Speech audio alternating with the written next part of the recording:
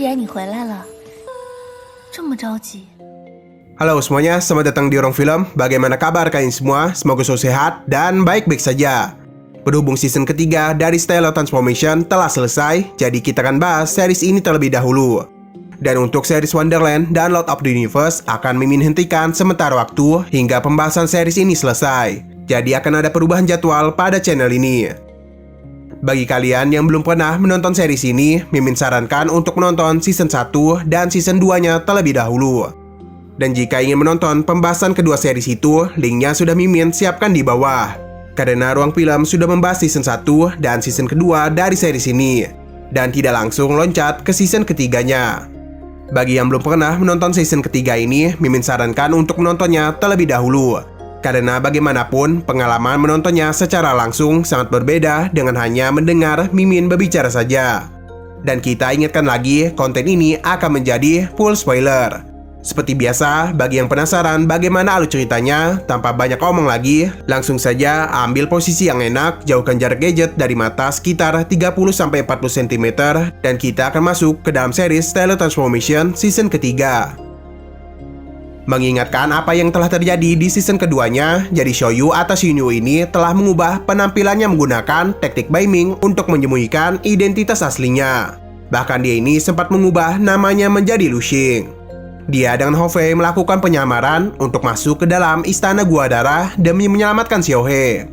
Setelah mereka berhasil melakukan pemberontakan dan menyelamatkan Xiaohe, di istana itu telah terjadi suatu serangan yang mana Ditong diutus oleh Kuil Joshua untuk mengincar pedang giok milik Chang Hong yang adalah pemimpin istana Gua Darah. Shinyu sempat membantu Chang Hong untuk mengalahkan Ditong, namun mereka tidak berhasil dan Chang Hong pun harus tewas. Shinyu pun bertarung sengit dengan Ditong dan dia pun berhasil menang dengan menggunakan triknya untuk membuat Ditong lengah. Karena kematian dari Chang Hong, jadi Shinyu telah menjadi pemimpin selanjutnya. Dan sekarang kita akan lanjut ke season ketiganya. Shinyu menyerap Descent Soul atau jiwa dari Ditong untuk meningkatkan kultivasinya. Dan sekarang ini Shinyu telah berada di tahap akhir meteor. Berhubung level kekuatan dari Stellar Transformation sangatlah banyak, jadi Mimin sudah sediakan link untuk kalian. Di saat Shinyu berkultivasi itu, Hofei dan Xiaohe pun muncul. Di sini, Xiaohe pun kembali bertemu dengan Shinyu, dan dia tidak menyangka Shinyu ini sudah menjadi pemimpin istana Gua Darah. Xiaohe telah mengetahui apa yang telah terjadi dan merasa bersalah karena tidak bisa membantu. Shinyu meminta Xiaohe untuk tidak memikirkan hal tersebut. Dan dia pun menunjukkan pedang dan sarung tangan yang telah dia sempurnakan. Tidak hanya itu saja, kini kemampuannya sudah meningkat berkat Descent Soul milik Ditong.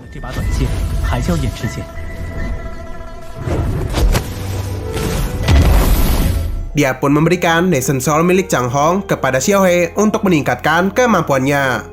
Melihat hal itu, Hofei merasa iri, namun Shinyu memberitahu dia akan memberikan hadiah jika Hofei memberikan tongkat hitamnya.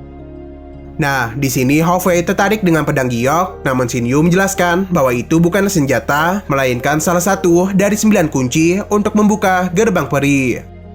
Shinyu merasa di gerbang peri ada harta karun yang kemungkinan isinya akan mengguncang dunia kultivasi. Karena telah mendapatkan satu pedang giok, Xiaohe dan Hofei berencana untuk mencari kunci lainnya dan mendapatkan harta karun tersebut. Namun Shinyu merasa mengumpulkan pedang tersebut sangatlah sulit. Apalagi karena kematian Ditong, kemungkinan para saudaranya dari Kuil Joshua akan datang kemari. Dengan kekuatannya saat ini, Shinyu merasa dia akan kesusahan menghadapi ke-8 naga iblis ungu. Hofei meminta biar guru mereka saja yang mengalahkan para naga itu. Namun Shinyu tidak ingin merepotkan guru mereka. Mendengar Shinyu ingin kembali ke Taman Bambu, membuat Xiaohe dan Hofei merasa kakak mereka ini merindukan Lier.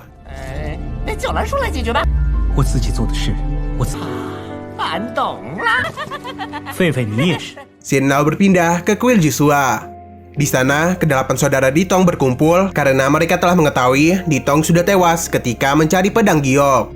Dan satu-satunya pesan yang Ditong tinggalkan adalah mengenai keberadaan pedang giok ke-8 yang berada di istana Gua Darah.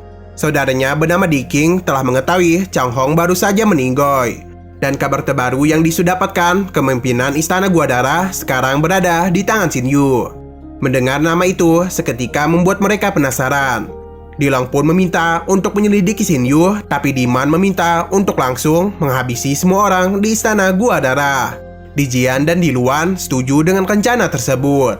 Para saudaranya mengingatkan mereka berdua untuk tidak melupakan keberadaan dari pedang giok karena itu adalah kunci yang sangat berharga. Dilong pun mengutus 3 saudaranya untuk pergi ke istana Gua Darah. Dan jika ada yang menghalangi mereka, dia meminta untuk segera menghabisinya. Shin lalu berpindah ke Taman Bambu.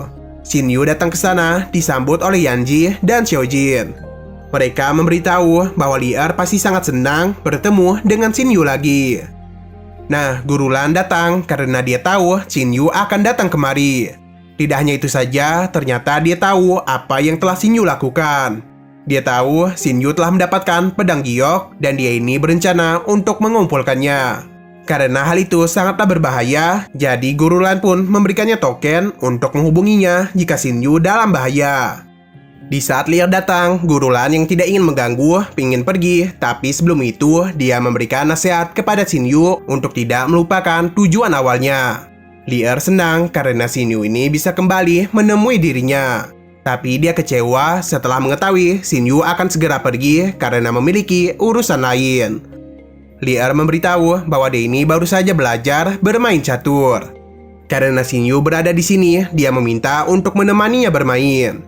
Shinyu pun setuju dan mereka berdua pun menikmati kebersamaan dengan bermain catur dan ditemani alunan musik yang lumayan romantis.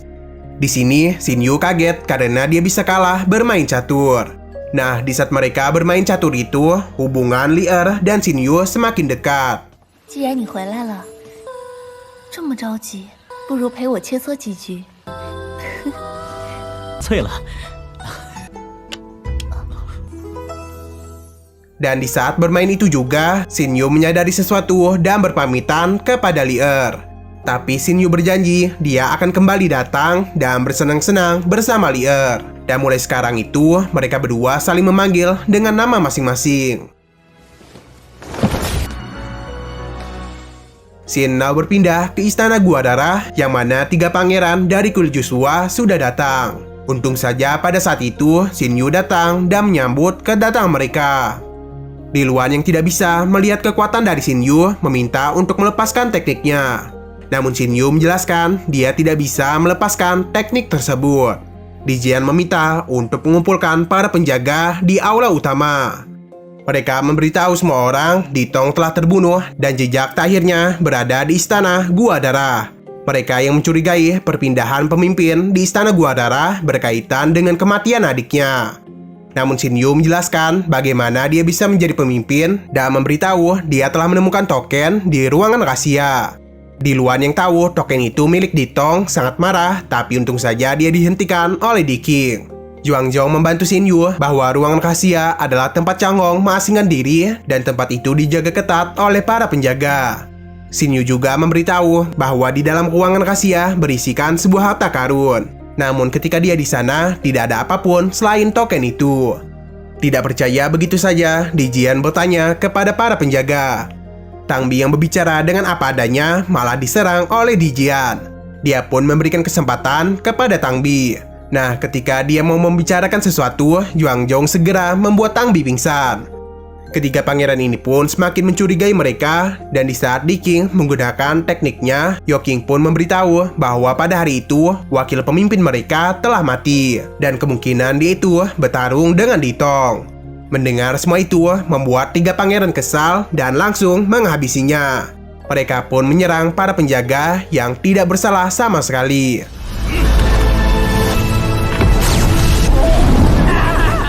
Shinyu meminta Xiaohe dan Haofei untuk tidak menunjukkan kekuatan mereka dan dialah yang akan menghadapi ketiga pangeran itu.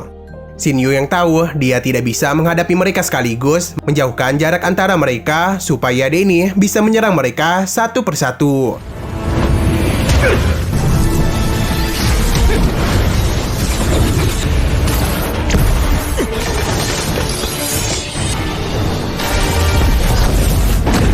Namun ketiga pangeran cepat menyadari hal tersebut dan kembali bergabung untuk menghadapinya. Shinyu yang tidak bisa melarikan diri diminta oleh mereka untuk menyerah. Jika tidak, mereka akan menghabisi orang-orang di sana.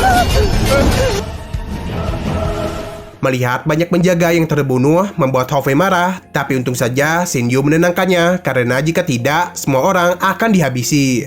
Dia pun memberitahu kedua adiknya ini bahwa dia memiliki sebuah rencana. Xin Yu mendapatkan rencana ini setelah bermain catur dengan Li Er. Dia pun meminta ketiga pangeran untuk berhenti, jika tidak dia akan menghancurkan Nation Soul milik Di Tong dan keberadaan pedang giok tidak akan diketahui.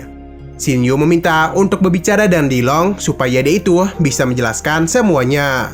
Ketiga pangeran pun setuju dan membawa Xin Yu.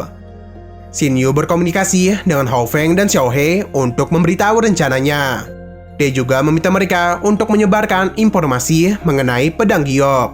Dan jika dia sudah menemukan jalan keluar, dia akan menghubungi mereka. Para penjaga istana Gua Darah pun memberikan hormat kepada Xin Yu. Nah, di sini kita diperlihatkan bayangan seseorang yang misterius. Kembali kepada Xin Yu, dia yang dibawa oleh ketiga pangeran berpura-pura tidak bisa terbang dengan cepat. Hingga Di Jian membawa Xin Yu bersamanya. Dia pun menyadari bahwa Xin Yu ini berusaha untuk mengulur waktu. Nah, di depan mereka ini ada pusaran air yang membuat Di King merasa sedikit khawatir. Dia pun memutuskan untuk menginap di Giant Armor. Tidak begitu lama, mereka pun sampai dan disambut oleh Fu Hao. Di King memberitahu mereka akan menginap 1 malam di tempat itu. Nah, tepat di saat itu juga ada 2 orang yang sedang mengawasi mereka. Di dalam mansion itu, ketiga pangeran membuat penghalang di setiap celah. Di King meminta kedua adiknya untuk beristirahat dan dialah yang akan menjaga Xin Yu. Di saat itu juga, Di King menambah pertahanan di ruangan mereka.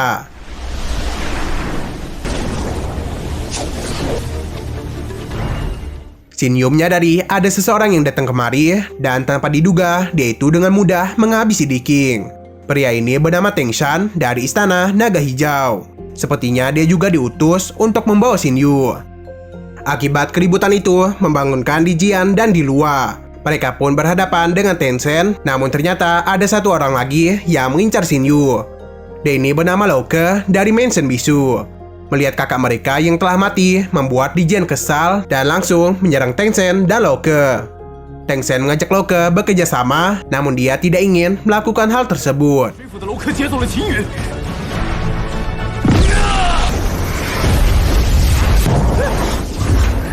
Di Jian yang sangat marah menyerang mereka dengan membabi buta dan membuat Lo Ke pun setuju bekerja sama dengan Tencent. Di Jian menggunakan teknik tubuh untuk menghadapi mereka berdua. Tidak mau kalah, Tencent dan Lo Ke juga menggunakan bentuk tubuhnya. Tapi walaupun mereka bekerja sama, tetap saja tidak bisa mengalahkan Di Jian.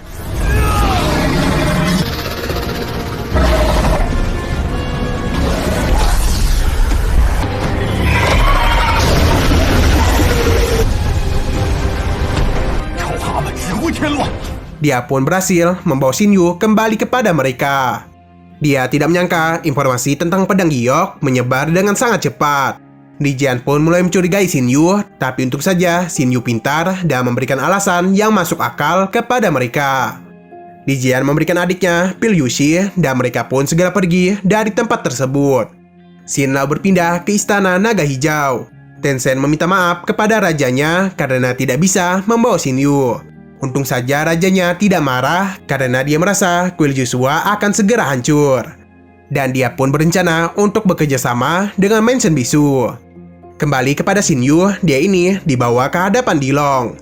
Di Jian memberitahu apa yang telah terjadi di perjalanan yang menyebabkan kakak kedua mereka meninggoy. Mendengar semua itu membuat Diman marah karena akibat Xin Yu, kakak mereka telah mati. Xin Yu dengan santai memberitahu bahwa Di King terbunuh karena lemah dan tidak ada hubungan dengan dirinya. Yisu menanyakan keberadaan dari pedang giok dan pembunuh dari adiknya. Xin Yu memberitahu bahwa dia tidak tahu semua itu karena gurunya lah yang telah memberitahu dirinya. Dia pun menceritakan pada hari itu Di Tong berhasil mengalahkan Chang Hong dan mendapatkan pedang giok.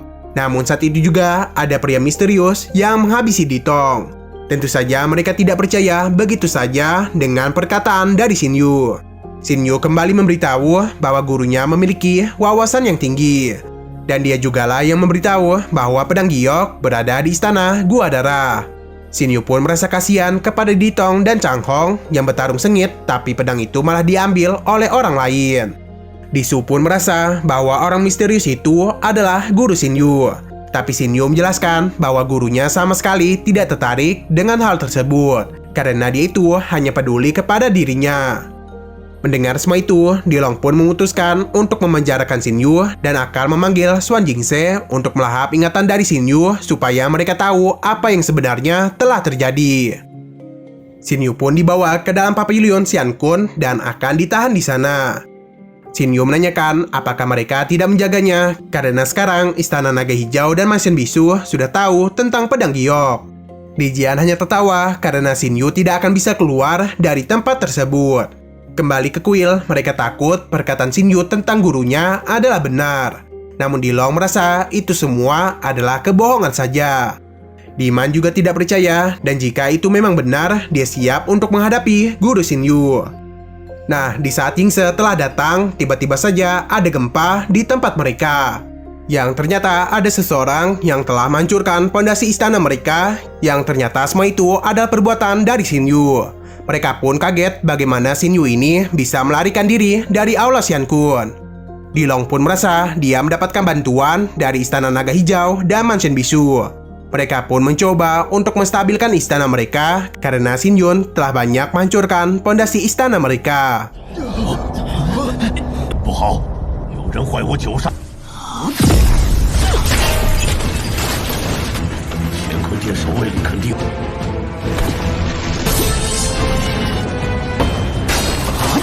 Nah, ternyata salah satu penjaga bernama Yanje diutus oleh Istana Naga Hijau untuk membebaskan Xin Yu. Xin Yun pun berencana untuk menghancurkan pavilion mereka. Diman berusaha untuk menghentikan Xin Yu, namun dia ini terlalu lemah. Dia pun meminta para kakaknya untuk menangkap Xin Yu, sedangkan dia akan menahan pondasi pavilion mereka. Mereka bertiga pun mencoba untuk menangkap Xin Yu, tapi dia itu terlalu cepat dan pavilion tidak bisa bertahan lebih lama lagi.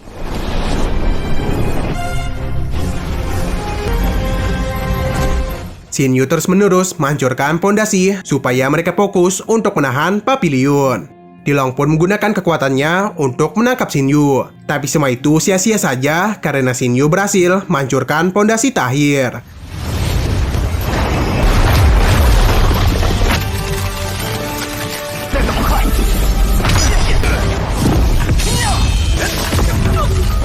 Xin Yu lalu menyerap pavilion Xian Kun ke dalam cincinnya dan segera pergi dari tempat itu. Mereka yang sangat marah segera mengejar Xin Yu. Aksi kejar-kejaran pun terus berlangsung, yang ternyata Xin Yu ini sedang menuju ke tempat yang dijanjikan.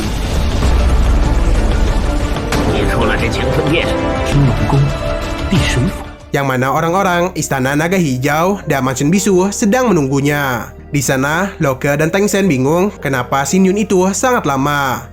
Nah, tanpa mereka duga, Xin Yu ini telah membawa orang-orang kuil Joshua.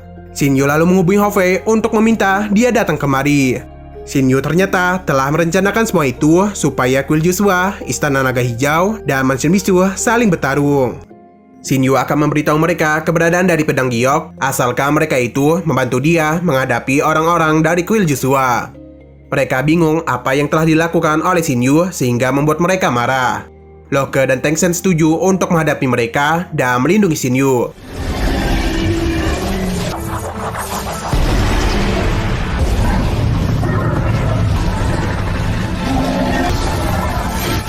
Dilong tidak menyangka mereka berdua sangat berani mengganggu dirinya dan bahkan membantu Xin Yu untuk melarikan diri. Loke hanya tertawa dan memberitahu bahwa mereka sadar tidak akan bisa mengalahkan ketujuh saudara ini. Tapi dia mengancam bahwa leluhur dia dan Raja Istana Naga Hijau akan sangat marah jika tidak mendapatkan informasi mengenai keberadaan dari pedang giok. Namun Li Jian dan Diman tidak takut dengan ancaman tersebut, karena bagaimanapun Xin Yu ini telah membuat masalah kepada mereka. Dan karena jumlah mereka banyak, jadi ketujuh saudara ini sangat percaya diri bisa mengalahkan leluhur Mansion Bisu dan Raja Istana Naga Hijau. Karena Dilong masih menghormati San Yan dan Raja Istana Naga Hijau, jadi dia meminta mereka untuk segera pergi. Xin Yu pun tertawa mendengar perkataannya karena dia tidak menyangka naga iblis ungu yang terkenal akan menghabisi siapa saja yang mengganggu mereka, malah takut kepada Mansion Bisu dan Istana Naga Hijau. dan memilih untuk tidak membalaskan dendam Diking padahal pembunuhnya berada tepat di hadapan mereka. Xin Yu pun terus mengejek mereka, yang mana dia pun berhasil membuat Diman marah dan memulai kembali pertarungan.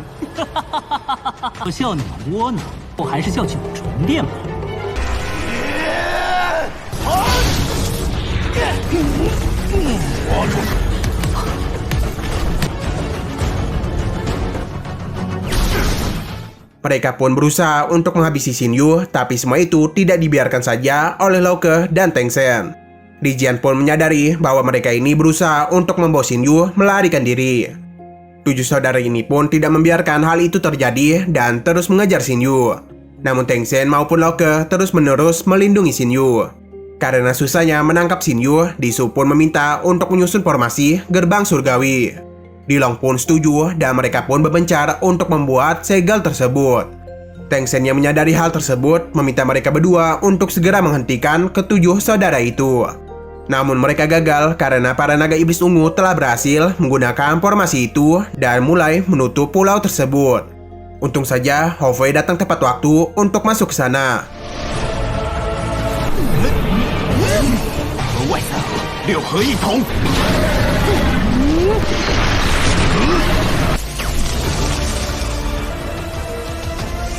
Kini tidak akan ada lagi jalan keluar untuk Xin Yu, Teng Sen, dan Lao Ke. Di Long memberitahu setelah mereka membuat formasi ini, tidak ada yang bisa menghancurkannya. Dia pun penasaran berapa lama Xin Yu akan bertahan, karena dia itu sudah terlalu banyak menggunakan kekuatannya di saat melawan mereka. Dia pun sangat senang karena telah berhasil mengurung Xin Yu. Xin Yu memberitahu untuk tidak senang dulu, dan di saat itu juga Hou Fei pun muncul dan langsung menyerang salah satu saudara mereka dan mengubahnya menjadi Nation Soul. Xin Yu telah merencanakan ini semua setelah dia dibawa ke kuil Joshua dan selalu menghubungi Hou Fei untuk memberitahu kapan dia memulai semua rencananya. Hou Fei pun akhirnya bisa melepaskan semua amarahnya ini. Hou Fei mengancam akan menghancurkan Nation Soul jika mereka tidak membuka formasi ini dan melepaskan Xin Yu. Di Luan yang mencoba melarikan diri tidak dibiarkan oleh Hou Fei dan dia pun langsung menghabisinya. Melihat hal tersebut membuat Di Long sangat marah karena harus kembali kehilangan saudaranya. Mereka pun segera melakukan penyerangan kepada Hou Fei.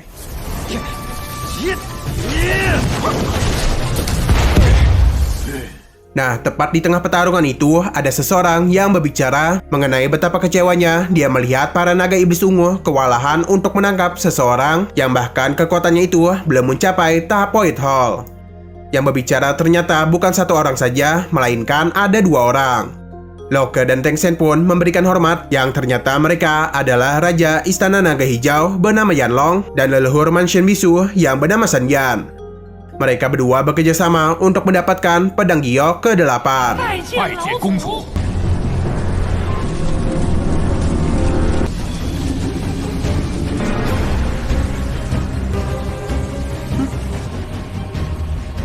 Yan Long tahu bahwa Hou Fei ini ada binatang ilahi. Dia pun meminta Feng Sen dan Lao Ke untuk mundur, karena sekarang merekalah yang akan turun tangan. Di Long meminta mereka untuk tidak ikut campur dan berjanji akan melupakan dendam mereka terhadap terbunuhnya Diking. Namun San Yan tidak peduli akan hal tersebut karena kedatangan dia kemari untuk mendapatkan pedang giok. Dia juga mengejek mereka dan memberitahu bahwa kuil Joshua hanya beruntung bisa menjadi salah satu dari 3 kekuatan utama di bawah laut. Mendengar hal itu membuat Diman kesal dan berjanji akan menghabisinya. Mendengar ancaman itu membuat San Yan marah dan langsung menyerang mereka hingga membuat formasi surgawi hancur.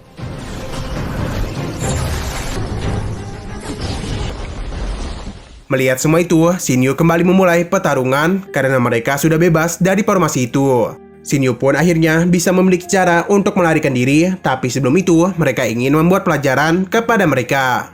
Tentu saja, Di Long dan para saudaranya tidak membiarkan hal tersebut. Mereka pun menggunakan teknik tubuh untuk mengalahkan Xin Yu.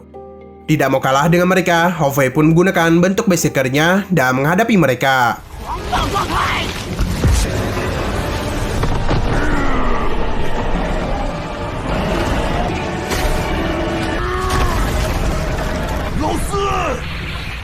Yan Long dan San Yan yang melihat hal itu merasa khawatir dan tidak ingin Hou Fei terus berkembang dan akan menyusahkan mereka di masa depan. Yanlong dan Sanyan pun segera menyerangnya dan memberitahu bahwa mereka akan membiarkan Xin Yu hidup tapi tidak untuk Hou Fei. Nah, Hou Fei pun menjadi marah, yang mana kita tahu dia tidak akan bisa menggunakan tongkat hitamnya di saat dia tidak bisa mengendalikan amarahnya.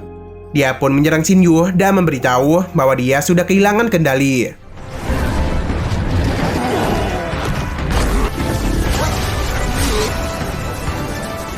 Karena amukan Hou Fei sangat merepotkan, Yanglong meminta Dilong untuk bekerjasama menghabisi Hou Fei.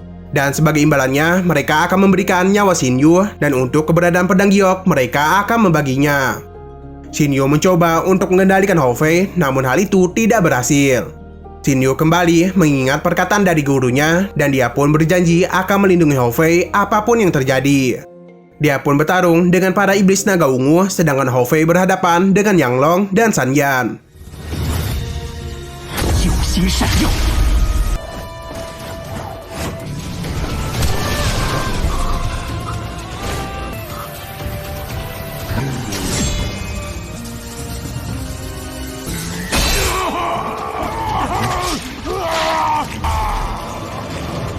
Melihat Hou Fei yang kesakitan, Xin Yu mencoba menghubungi guru mereka, namun Dilong tidak membiarkan hal tersebut dan berusaha untuk menghabisi Xin Yu. Untung saja pada saat itu, Guru Lan datang tepat waktu untuk melindungi kedua muridnya.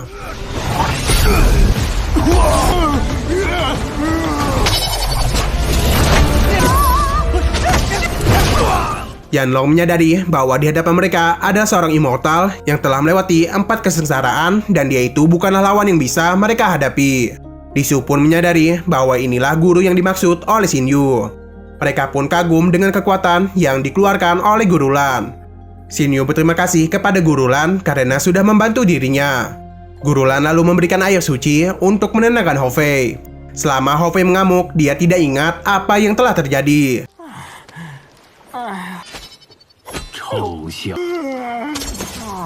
Guru Lan berbicara kepada mereka semua apa yang harus dia lakukan karena mereka telah berani menyerang muridnya dan bahkan hampir menghabisinya. Yanlong yang panik memberitahu mereka hanya ingin membantu Xin Yu dan Hou Fei dari serangan kuil Joshua. Sanyan juga membela dirinya dengan memberikan alasan yang sama dengan Yanlong. Guru Lan memberitahu bahwa dia ini bisa tahu apa yang sedang Yanlong dan Sanyan pikirkan dan tidak menyangka mereka berani melukai murid dan binatang ilahinya. Guru Lan juga berbicara dengan kuil Joshua yang mana dia ini tidak menyangka demi pedang giok mereka telah banyak menghabisi nyawa orang yang tidak bersalah. Li Jian memberitahu bahwa para saudaranya juga telah banyak mati demi mendapatkan pedang itu. Dan kini dia pun menyerahkan dirinya kepada Guru Lan. Dilong meminta belas kasih kepada Guru Lan untuk mengampuni para saudaranya. Dan sebagai gantinya, dia akan menanggung semua itu. Xin Yu kesal dengan perkataannya itu karena setelah kematian Ditong, mereka melakukan penyerangan kepada Istana Gua Darah dan menghabisi banyak orang yang tidak bersalah. Xin Yu memberitahu bahwa dialah yang telah menghabisi Ditong dan mengambil pedang giok. Dan kematian dari para saudaranya adalah sebuah harga yang harus mereka bayar untuk menebus dosa yang telah mereka lakukan selama ini. Guru Lan membebaskan mereka, tapi dia berjanji tidak akan memaafkan mereka jika kembali melakukan kejahatan. Mereka pun berterima kasih atas pengampuan Guru Lan, dan sebagai gantinya, masing-masing dari mereka ini memberikan mention kepada Xin Yu, yang mana letaknya masing-masing berada di area kekuasaan mereka. Xin Yu berterima kasih karena semua ini bisa diselesaikan berkat gurunya. Guru Lan lalu membawa Xin Yu untuk pergi dari tempat itu. Melihat dia yang menggunakan teknik teleportasi, Yanlong menyadari bahwa Guru Lan bukanlah immortal yang sembarangan. Dia pun akan memberitahu hal itu kepada tetuanya. Sanyan juga menyadari bahwa sepertinya situasi dunia kultivasi akan berubah. Guru Lan membawa Xin Yu ke sebuah tempat yang mana di sana dia memberitahu bahwa kultivasinya sekarang adalah seorang Master Immortal. Guru Lan juga menjelaskan kepada Xin Yu bagaimana luasnya dunia ini dan masih banyak misteri tentang dunia kultivasi yang harus Xin Yu ketahui. Pedang giok yang telah Xin Yu dapatkan akan banyak diincar oleh para kultivator, dan bahkan mereka tidak akan takut untuk mengorbankan nyawanya demi mendapatkan pedang tersebut. Guru Lan merasa Xin Yu bisa menemukan pedang giok adalah takdir. Dan karena Xin Yu ingin mengumpulkan pedang giok, Guru Lan memberitahu Xin Yu akan menghadapi ujian yang lebih besar. Dia lalu menceritakan di Road Galaxy di benua Tenglong ada banyak sekte kultivator dan iblis. Ada banyak orang yang menginginkan gerbang immortal dan meminta Xin Yu untuk berhati-hati. Ditambah, di Road Galaxy sangat banyak binatang buas dan Master Immortal. Yang mana para Immortal di sana sangatlah pemarah, bahkan beberapa dari mereka sudah melewati 12 kesengsaraan. Guru Lan meminta Shinyu untuk tidak khawatir karena dia tahu Shinyu bisa melewati semua itu selama dia ini meningkatkan pelatihannya, dan yang terpenting Shinyu ingin menjadi seseorang seperti apa. Setelah melihat perbuatan dari para saudara Dilong, Shinyu sangat kesal dengan perbuatan mereka, dan karena ayahnya selalu mengajari dia bagaimana harus tetap berpegang kepada keyakinannya. Shinyu percaya dengan mengandalkan usaha dan berlatih keras, dia bisa keluar dari zona nyamannya. Guru Lan memuji pemikirannya, apalagi Shinyu memiliki metode kultivasi yang sangat istimewa. Karena Shinyu telah memiliki pedang giok, Guru Lan meminta Shinyu untuk segera mengumpulkan ke-9 pedang, supaya jalan menuju gerbang Immortal segera muncul. Di sana, Shinyu dan para teman-temannya mulai membangun sebuah tempat untuk mereka.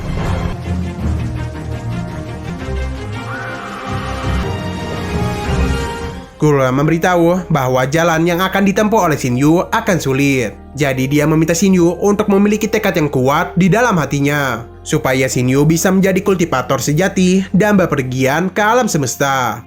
Sebagai hadiah, Guru Lan memberikan formasi bintang langit kepada Shinyu, yang mana formasi ini tidak hanya mengumpulkan aura langit dan bumi, tapi juga akan sangat kuat untuk melindungi tempat ini dari serangan orang luar. Shinyu pun memberikan nama kepada tempat ini yang adalah Papilion Bintang. Karena mereka sudah memiliki wilayah tersendiri, jadi Hofei memanfaatkan hal itu untuk mengajak orang-orang yang dia kenal. Wanita bernama Yan Rui memiliki kekuatan yang berada di tahap akhir Void Hall. Jadi Shoei meminta untuk menjadikannya sebagai pemimpin dari para penjaga. Untuk posisi pengurus Papilion akan Shinyu serahkan kepada Zhuangzong. Hofei sangat kesal karena dia tidak puas dengan posisinya sebagai Master Papilion kedua. Shinyu menjelaskan walaupun Hofei membantu dia menghadapi kulit Joshua, tapi untuk mengurus tempat ini dia serahkan kepada Shohei karena dia itu sangat teliti. Shohei pun mengejek Hofei yang membuat Hofei semakin kesal dan mereka pun saling beradu mulut. Saat itu juga, Lier pun datang dan meminta Hofei untuk menghormati orang lain. Dan jika dia terus memberontak, Lier akan membawanya kembali ke hutan bambu. Shinyu juga memberitahu Shohei untuk tidak memarahi Hofei. Shinyu pun membawa Lier untuk berkeliling di papilionnya. Yang ternyata Mimin baru sadar bahwa papilion ini sama dengan tempat yang mana Shinyu diasingkan semasa kecil. Dia membawa Lier ke tempat yang sering dia kunjungi semasa kecil.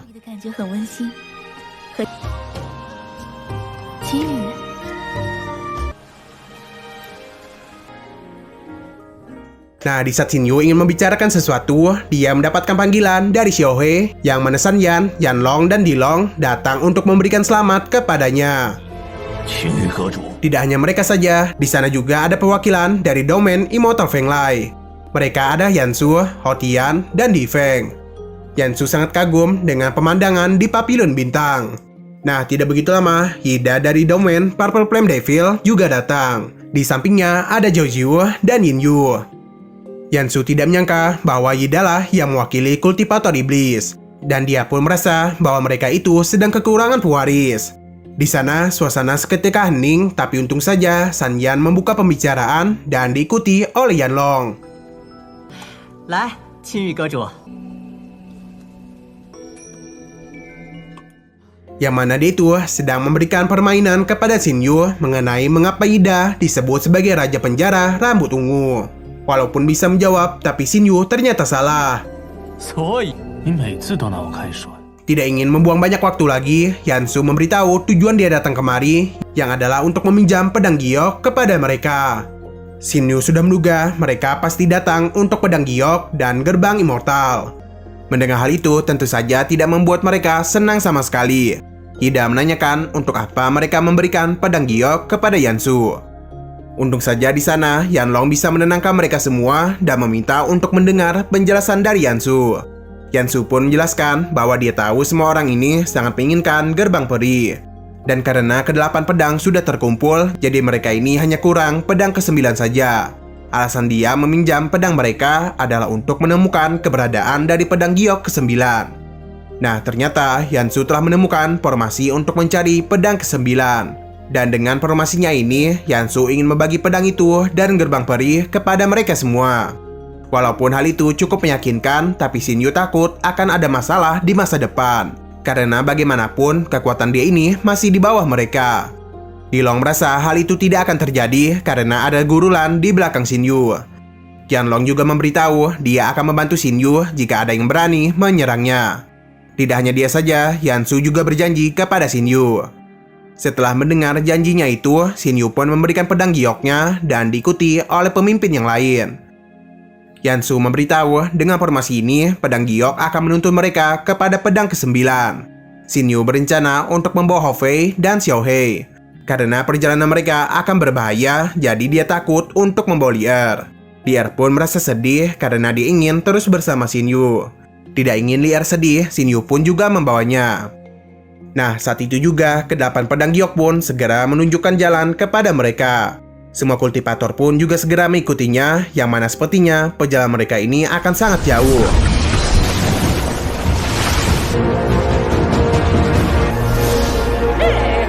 Mereka memuji Lier yang memiliki kemampuan terbang yang luar biasa, dan dia itu bahkan bisa mengimbangi kemampuan mereka. Qianlong pun memuji Shinyu karena papilionnya tidak hanya memiliki 2 binatang ilahi, tapi juga memiliki seseorang di tahap Golden Core yang memiliki kecepatan setara dengan mereka. Perjalanan mereka pun terus berlangsung hingga beberapa hari ataupun beberapa minggu. Di perjalanan itu, Shinyu selalu menjaga Lier supaya dia ini baik-baik saja. Nah, tidak begitu lama, mereka pun melihat sebuah daratan, yang mana ini ada tempat di mana Shinyu dilahirkan. Karena sudah berada di sini, Shinyu pun kembali ke penampilan aslinya. Mereka pun terkejut karena tidak menyangka Shinyu ini ternyata adalah seorang manusia. Yidan sangat kagum kepada Shinyu karena dia berani masuk ke dunia kultivator iblis walaupun dia itu hanyalah seorang manusia. Yansu juga tidak menyangka bahwa Shinyu ini memiliki identitas yang tidak terduga. Nah, Yansu pun menyadari pedang giok 9 ternyata berada di alam liar. Dan di saat itu juga, ke-8 pedang pun terpencar yang sepertinya ada yang mengganggu formasi yang dibuat oleh Yansu. Shinyu dan yang lainnya pun mencoba mengambil pedang mereka kembali.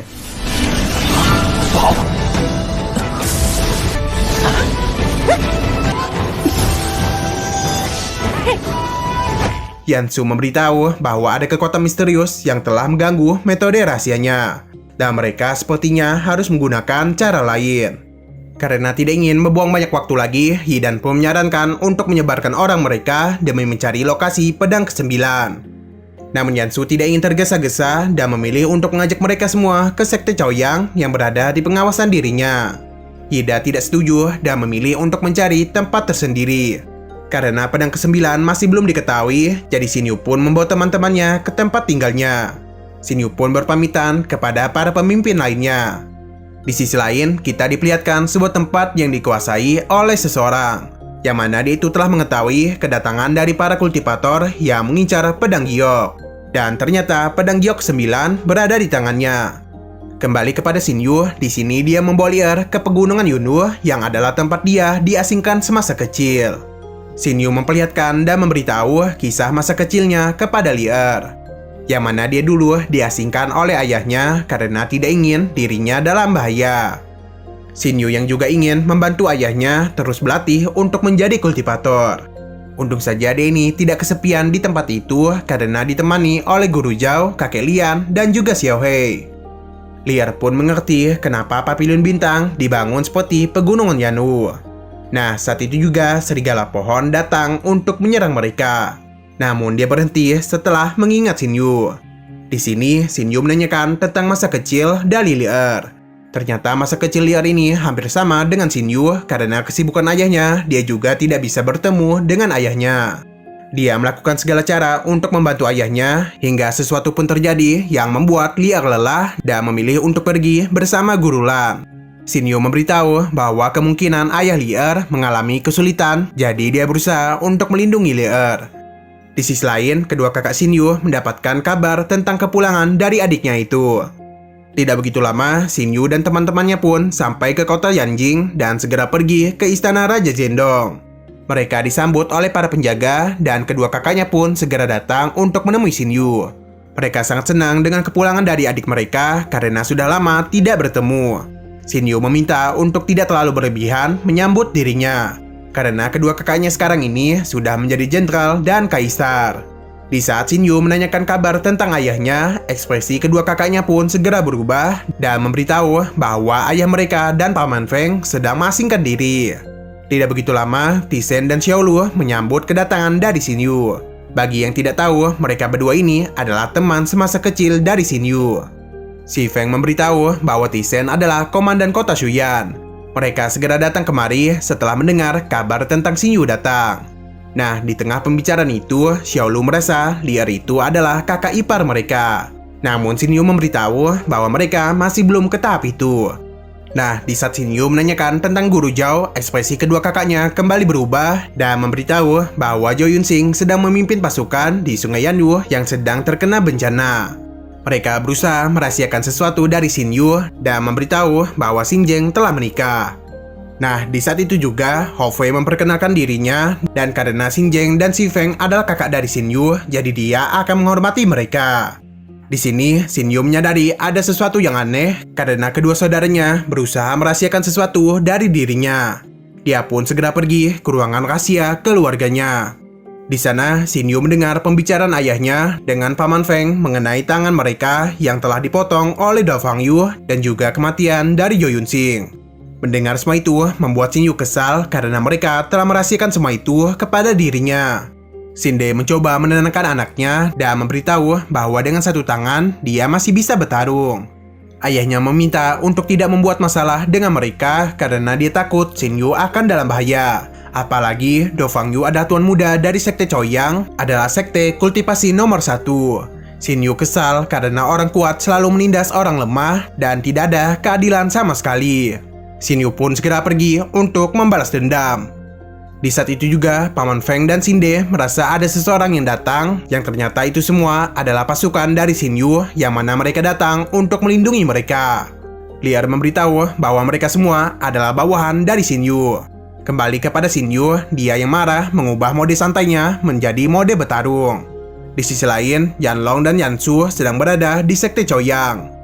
Di sana, Yanlong agak kesal karena Yansu mengirim orang-orang yang tidak berguna untuk mencari pedang giok. Yansu memberitahu karena banyak monster yang berada di alam liar, dia merasa bahwa mereka sedang melindungi sesuatu. Jadi karena itulah, dia meminta sekte Chaoyang pergi ke sana karena mereka lebih paham tentang lokasi alam liar.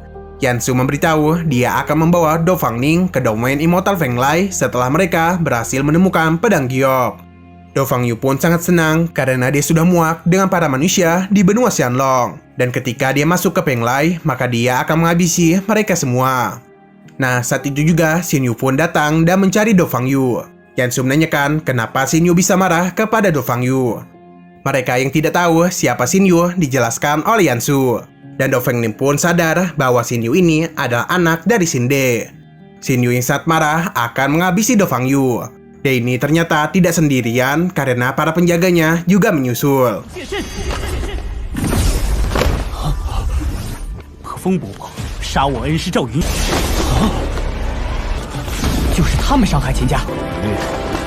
Xin Yu lalu melihat apa yang telah terjadi kepada ayahnya dan Guru Zhao. Mereka yang hanya datang berdua saja diserang habis-habisan oleh Dou Fangyu. Guru Zhao yang adalah seorang jenderal terus berusaha untuk melindungi rajanya hingga ajal menjemput dirinya.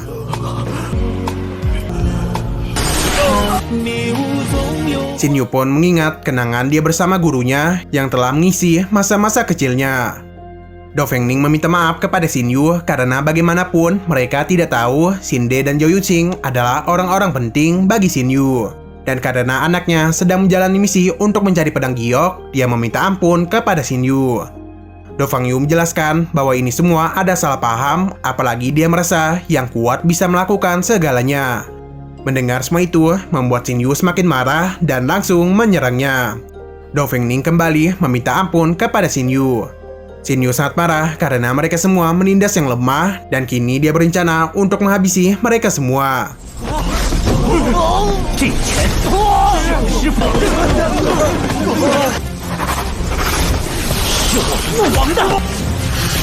Yansu mencoba menenangkannya karena hal itu akan menyinggung banyak immortal. Nah, saat itu juga Yanlong malah menghabisi Dou Fangyu dan membuat mereka semua terkejut. Dia menyarankan untuk menyegel Nation Soul mereka dan menghancurkan Sekte Choyang selamanya. Yansu mencoba menenangkannya karena jika Xinyu menghapus Sekte Choyang, hal itu akan melanggar aturan dunia immortal. Yang mana para immortal dari galaksi Baoluan telah membuat aturan bahwa praktisi tidak boleh ikut campur dalam konflik dinasti manusia. Jika Xinyu tetap menghancurkan Sekte Choyang, hal itu akan membuat marah para Master Immortal. Namun Xinyu tetap memusnahkan Sekte Choyang.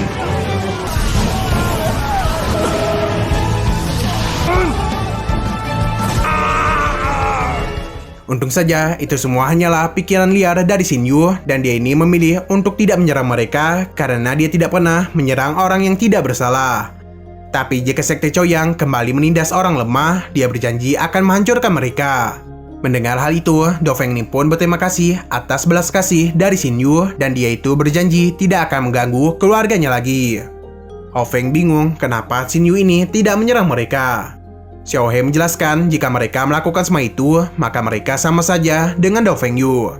Nah, saat itu juga Xiaolu muncul dan memperlihatkan tangan kanannya telah kembali. Yang ternyata ini semua berkat liar. Dia juga menyembuhkan Xinde dan Paman Feng. Xinde tidak menyangka ada metode penyembuhan yang sangat indah. Xinde pun sangat senang, namun liar memberitahu bahwa tangan ini berbeda dengan tangan yang asli dan membutuhkan banyak waktu untuk menggunakannya. Xinde lalu mengajak Xiaoyu untuk saling berbicara tepat di mana pohon yang masa kecil Xinyu tanam. Di sana dia menjelaskan bahwa setelah Xinyu meninggalkan benua Xianlong, mereka telah banyak mendapatkan masalah. Dan untuk masalah Dofengyu, ini semua karena kekuatan mereka lemah. Jadi dia hanya bisa merahasiakan semua itu dari Xinyu. Dan lagi-lagi, Xinyu kembali membantu dirinya yang membuat Xinde merasa bersalah kepada anaknya. Xinyu memberitahu bahwa setiap dia mengalami kesulitan, dia ini selalu mengingat keluarganya, yang mana hal itu membuat dia menjadi semangat. Di tengah pembicaraan, Yanlong menghubungi Xinyu untuk segera pergi ke alam liar. Xinyu pun memberikan ayahnya sebuah token untuk menghubungi dirinya. Dia pun pergi bersama Hofei dan Xiaohe. Dia meminta Xinde untuk tidak khawatir kepada Xinyu. Xinde pun hanya tertawa dan tidak menyangka anaknya sudah tumbuh menjadi kuat. Xin lalu berpindah ke alam liar, yang mana di sana para pemimpin sudah berkumpul tepat di hadapan sebuah goa yang dipimpin oleh orang yang tidak kita kenal. Yanlong memberitahu bahwa mereka merasakan aura pedang giok di dalam gua itu. Namun setelah mengirim beberapa anak buah, ada serangan yang muncul dari berbagai arah dan menyebabkan banyak anak buah mereka yang meninggoy. Setelah serangan tadi, mereka mencoba kembali mengirim pasukan, namun sampai saat ini belum ada yang kembali. Dan perintah pemanggilan tidak bisa dilakukan dalam gua tersebut. Sanyan pun merasa ini semua ada sebuah jebakan dan dia ini tidak ingin masuk ke dalam sana. Tapi karena keberadaan pedang ke-9 berada di tempat itu, jadi mereka tidak punya pilihan lain selain masuk ke sana dan berhati-hati. Karena tempat ini agak gelap, jadi Sanyan menggunakan kekuatannya untuk melihat ke depan. Namun penglihatannya terbatas, jadi Hofei pun menggunakan kekuatannya dan menyadari ada hawa dingin yang menuju ke tempat mereka. Tapi ternyata tidak hanya itu saja, karena ada magma yang muncul dan mereka pun segera melarikan diri.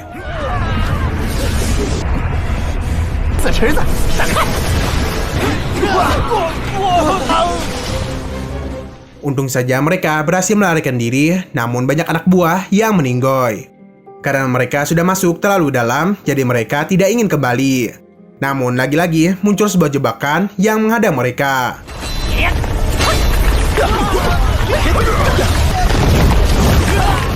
Xinyu menyadari bahwa batu-batu itu muncul dari sebuah segel. Jadi dia meminta mereka semua untuk menghancurkan segel tersebut, dan di saat itu juga mereka pun dibawa ke sebuah tempat yang mana di sana memiliki banyak pintu yang membingungkan mereka. Di saat Xinyu membaca tulisan di batu itu, tiba-tiba saja mereka yang memiliki kultivasi tinggi mendapatkan sebuah tekanan. Ida pun merasa yang menuliskan sajak itu adalah seorang Golden Immortal ataupun seorang legendaris. Yansu memberitahu dia memiliki sebuah rencana untuk melewati situasi ini. Tapi dia meminta untuk menyerahkan pedang ke-9 kepada dirinya. Dia pun meminta teman-temannya untuk menyerahkan token jiwa mereka kepada dirinya, supaya mereka bisa mengetahui pintu mana yang bisa mereka masuki. Dia berjanji akan memperlakukan keluarga mereka dengan baik. Mereka pun setuju dan mulai masuk ke tempat itu. Satu persatu cahaya token mulai mati dan tinggal satu lagi. Namun ternyata token itu juga mati dan membuat mereka bingung jalan mana yang harus mereka lewati. Shinyu memiliki sebuah rencana lain yang mana dia meminta Yansu untuk menggunakan pedang giok mereka untuk kembali mengetahui di mana letak pedang giok 9. Mereka pun akhirnya menemukan jalan yang mana harus mereka tuju. Walaupun mereka masih agak ragu, tapi mereka tidak punya pilihan lain selain masuk ke dalam sana. Karena hawa keberadaan dari pedang giok mulai tidak terkendali, mereka pun segera mengikuti Shinyu. Namun di saat itu juga, magma mengurung mereka dan menutup jalan keluar. Mereka pun segera membentuk pertahanan, namun kumpulan magma itu tidak bisa mereka tahan.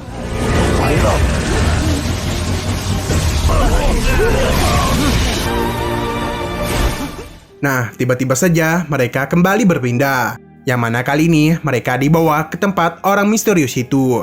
Di sana, dia memuji mereka untuk memberitahu bahwa dialah pemilik dari pedang ke-9 dan sekaligus penguasa alam liar bernama Yanmo. Tentu saja mereka tidak langsung percaya begitu saja dengan perkataan dari Yanmo. Jadi Yanmo pun memperlihatkan pedang giok ke-9 kepada mereka semua. Nah, ternyata Yanlong menyadari Yanmo ini menggunakan sebuah ilusi untuk mengubah penampilannya. Yanmo pun tertawa dan menunjukkan wujud aslinya yang ternyata adalah naga hitam. Dan kemungkinan posisinya ini lebih tinggi dari Yanlong. Walaupun pedang ke-9 berada di tangan klan naga, namun Yanmo memberitahu bahwa dia ini tidak ada kaitan dengan klan naga. Shinyu menyadari bahwa Yanmo membawa mereka kemari karena juga ingin masuk ke gerbang peri. Yanmo memuji kepintaran dari Shinyu karena bisa menyadari tujuannya. Tapi Yansu menolak Yanmo untuk bergabung karena dia itu telah menghabisi bawahannya. Yanmo lalu menunjukkan bawahan Yansu dan memberitahu bahwa gua ini dibuat oleh seorang immortal yang sudah lama ditinggalkan. Dia berhasil masuk kemari dan mendapatkan pedang giok. Tidak hanya itu saja, dia juga mendapatkan kemampuan untuk keluar masuk dari gua kematian. Awalnya Yanmo ini tidak ingin bekerja sama dengan mereka, namun setelah melihat mereka berhasil melewati berbagai jebakan, Yanmo pun tertarik untuk bekerja sama dengan mereka. Yanmo menjelaskan dia hanya ingin menguji apakah mereka itu memang layak sebagai pemegang pedang giok. Dan karena mereka telah berhasil, dia pun mengakui kemampuan mereka. Ida yang merasa Yanmo akan berkhianat segera menyerangnya. Dilong juga memikirkan hal sama dengan Ida dan meminta mereka untuk segera menghabisi Yanmo.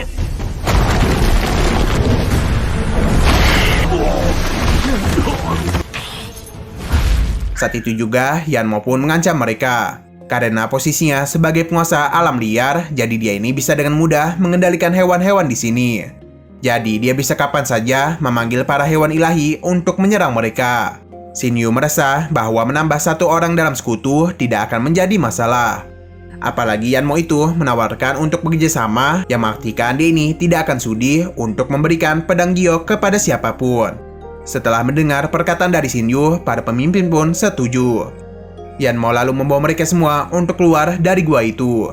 Dan karena aliansi sudah dibentuk, dia pun meminta untuk mengumpulkan semua pedang supaya mereka bisa mengetahui lokasi dari gerbang peri. Kesembilan pedang pun saling berhubungan dan menunjukkan kepada mereka semua di mana lokasi keberadaan dari gerbang peri. Yang ternyata tempat itu berada di dalam laut galaksi Baoluan.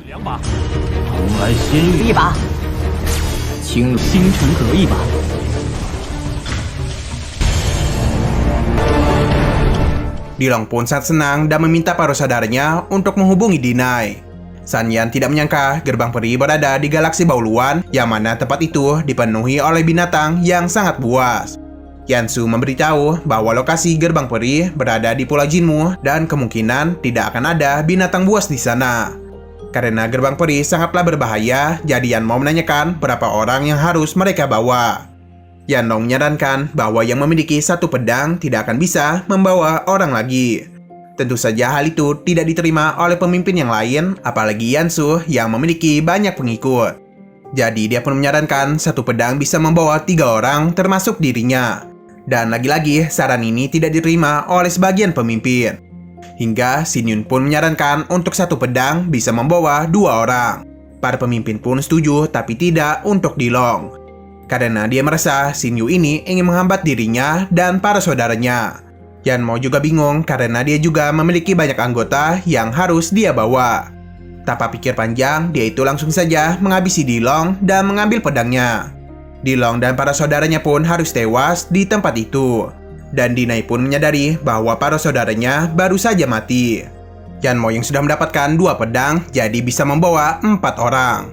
Mereka tidak menyangka dengan apa yang baru saja terjadi karena Yanmo dengan mudah menghabisi Dilong dan para saudaranya. Yanlong pun menyadari Yanmo ini sudah berubah dan mulai membuat mereka tidak percaya lagi. Yanmo menjelaskan bahwa baginya sekutu adalah kumpulan orang-orang yang kuat.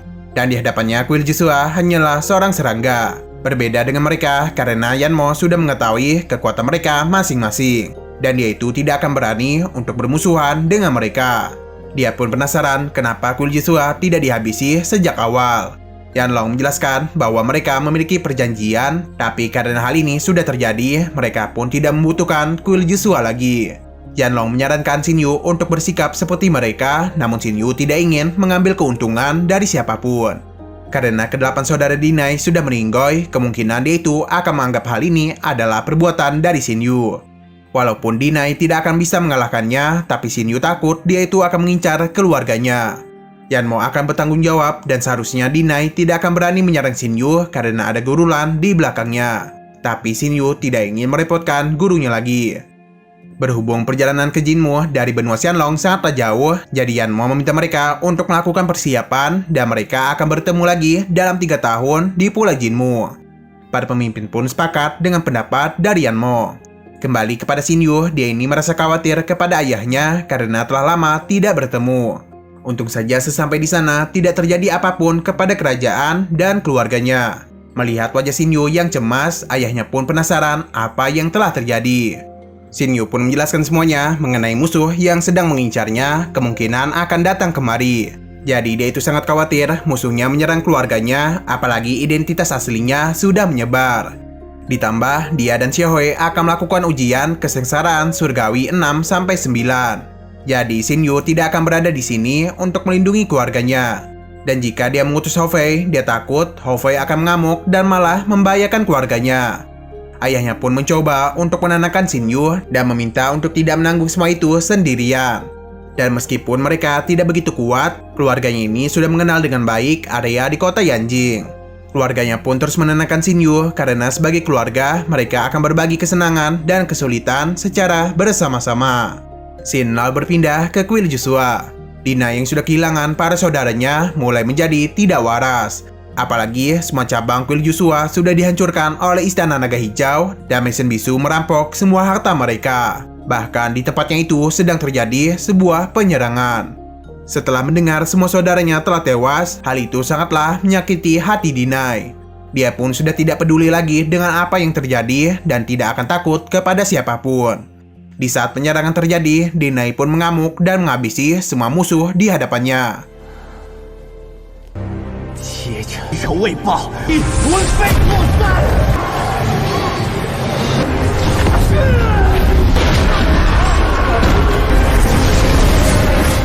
Penjaga yang bernama Yanxin memberitahu bahwa Yinsu adalah pangeran dari dinasti Yulong di benua Xianlong. Mendengar hal itu, Dinai pun meminta untuk mengumpulkan semua pasukannya karena mereka akan melakukan penyerangan besar-besaran terhadap dinasti Yulong. Di sisi lain, Xiaohui sedang melakukan ujian kesengsaraan. Walaupun Xiaohui dengan mudah melewati guntur surgawi keempat, tapi Xinyu merasakan sebuah firasat buruk. Di saat Xiaohui melakukan ujiannya itu, ada sesuatu yang membuat Xinyu bingung dengan serangan dari guntur surgawi. Dia pun mencoba menggunakan kekuatannya untuk membantu Xiaohui dan terus menyemangatinya, jika tidak, maka jiwanya akan dalam bahaya.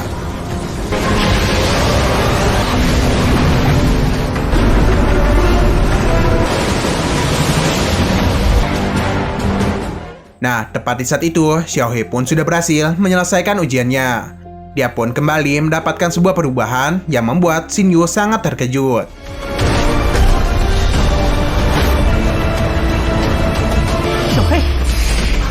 Apalagi dalam ujian tadi, guntur surgawi sempat meningkat beberapa kali. Xiaohui ternyata menyadari hal itu, jadi karena itulah dia ini sangatlah fokus. Dia memberitahu dia juga akan membantu Xinyu dalam melewati ujiannya nanti. Nah, saat itu juga Hou-Fei memberitahu bahwa kuil Joshua sangatlah licik karena mereka melakukan penyerangan di berbagai area. Xin Yu berencana untuk menangkap Dinai supaya masalah ini bisa dia selesaikan. Di saat Xin Yu sedang memikirkan sebuah rencana, Lier pun mendatanginya. Nah, di sini Xin Yu memberitahu bahwa dia itu ingin menyebarkan informasi ujian kesengsaraannya kepada Dinai. Lier tidak ingin Xin Yu melakukan hal itu karena ujiannya sudahlah sangat berbahaya, apalagi jika Dinai datang untuk bertarung dengannya. Xin Yu mencoba untuk menenangkan Lier, namun hal itu tidak berhasil dan malah membuat Lier kesal. Saat itu juga, Sinde pun datang dan meminta anaknya ini untuk memikirkan rencananya dengan matang. Xin Yu sudah memikirkan semuanya, apalagi dia ini takut keluarganya akan dalam bahaya karena perbuatan ceroboh dari dirinya. Sinde pun akan mendukung semua keputusan Xin Yu, tapi dia meminta untuk membawa para penjaga di sisinya. Dan ayahnya juga meminta Xin Yu untuk tidak terlalu khawatir kepada dirinya karena dua saudaranya juga akan berusaha untuk melindungi dirinya dan kerajaan mereka. Dan ayahnya juga memberikan nasihat kepada Xin Yu untuk lebih memahami perasaan wanita. Xin lalu berpindah kepada Dinai yang mana dia ini sudah mengetahui Xin Yu akan melakukan ujian kesengsaraan. Xin merasa ini adalah jebakan yang dibuat oleh Xin Yu.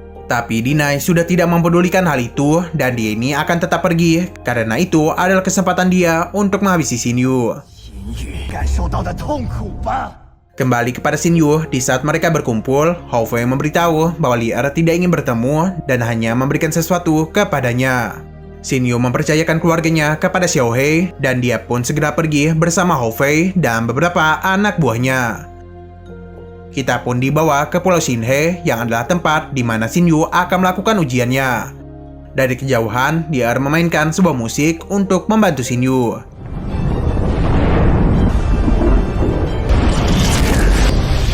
Kembali kepada Xin Yu, dia mengingat perkataan dari Lier bahwa kesengsaraan 6-9 akan mengejutkan dirinya. Tidak begitu lama, Xin Yu pun memulai ujian kesengsaraannya.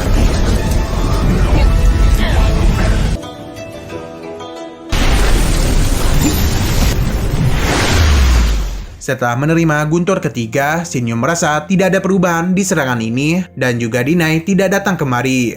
Dia pun merasa bahwa tujuan Dinai adalah kota Jianing. Dan ternyata benar, para pasukan dari kuil Joshua sedang melakukan penyerangan. Walaupun banyak penjaga sedang bersama Xin Yu, Xiao He merasa mereka ini bisa mengalahkan pasukan dari kuil Joshua. Sinde pun memberikan semangat kepada para pasukannya dan meminta mereka untuk berjuang sampai mati. Sinde lalu menyerahkan tempat ini kepada Xiao He dan Paman Feng. Sedangkan dia dan Yan Kui akan pergi ke pusat kota Yuanjing. Peperangan pun terjadi di kota Yuanjing, yang mana dalam pertarungan itu banyak memakan para korban dari kedua belah pihak.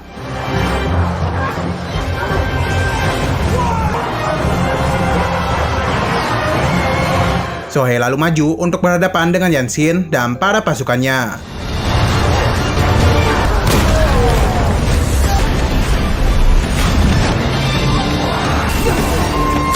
Tidak ingin kalah dalam pertarungan ini, Xin Feng pun maju untuk menghentikan para kultivator iblis. Di sisi lain, Lier terus memainkan Kong Hu-nya untuk membantu Xin Yu melewati ujian kesengsaraannya.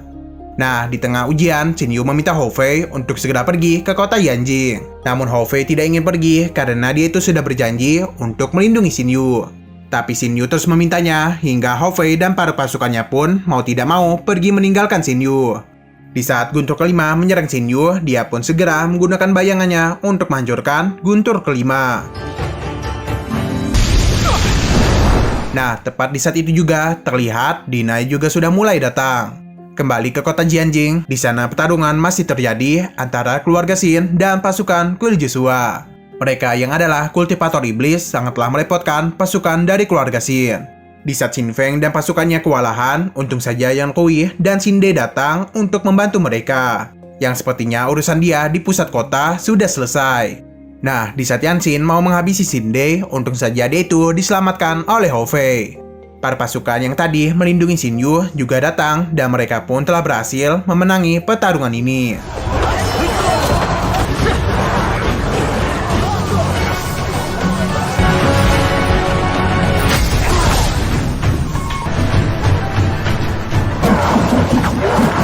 Tapi sayangnya, Dinai tidak menyerang kemari, yang mana hal itu membuat Hao Fei khawatir kepada Xin Yu. Kembali kepada Shinyu, yang mana Dinai sudah datang kemari untuk membalaskan dendam para saudaranya. Dinai memberitahu jika bukan karena Gurulan, mereka itu sudah sejak lama menghabisi Shinyu. Shinyu menjelaskan bahwa ini semua adalah balasan untuk Will Joshua karena mereka telah banyak melakukan kejahatan. Dan hari ini dialah yang akan menghukum Dinai atas perbuatannya selama ini. Dinai yang marah segera menyerang Shinyu, yang mana tepat di saat itu juga Guntur juga menyerang Shinyu. Shinyu pun mau tidak mau berusaha untuk menahan kedua serangan besar itu. Melihat Shinyu yang kesulitan, dia pun memanfaatkan hal itu dan memberitahu bahwa Shinyu akan mati bersama semua orang di kota Jianjing.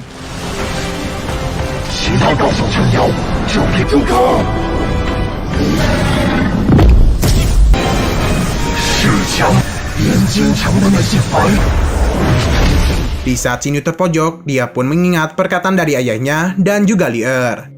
Shinyu pun mulai kembali tenang dan tidak akan ada yang bisa menghentikan dirinya.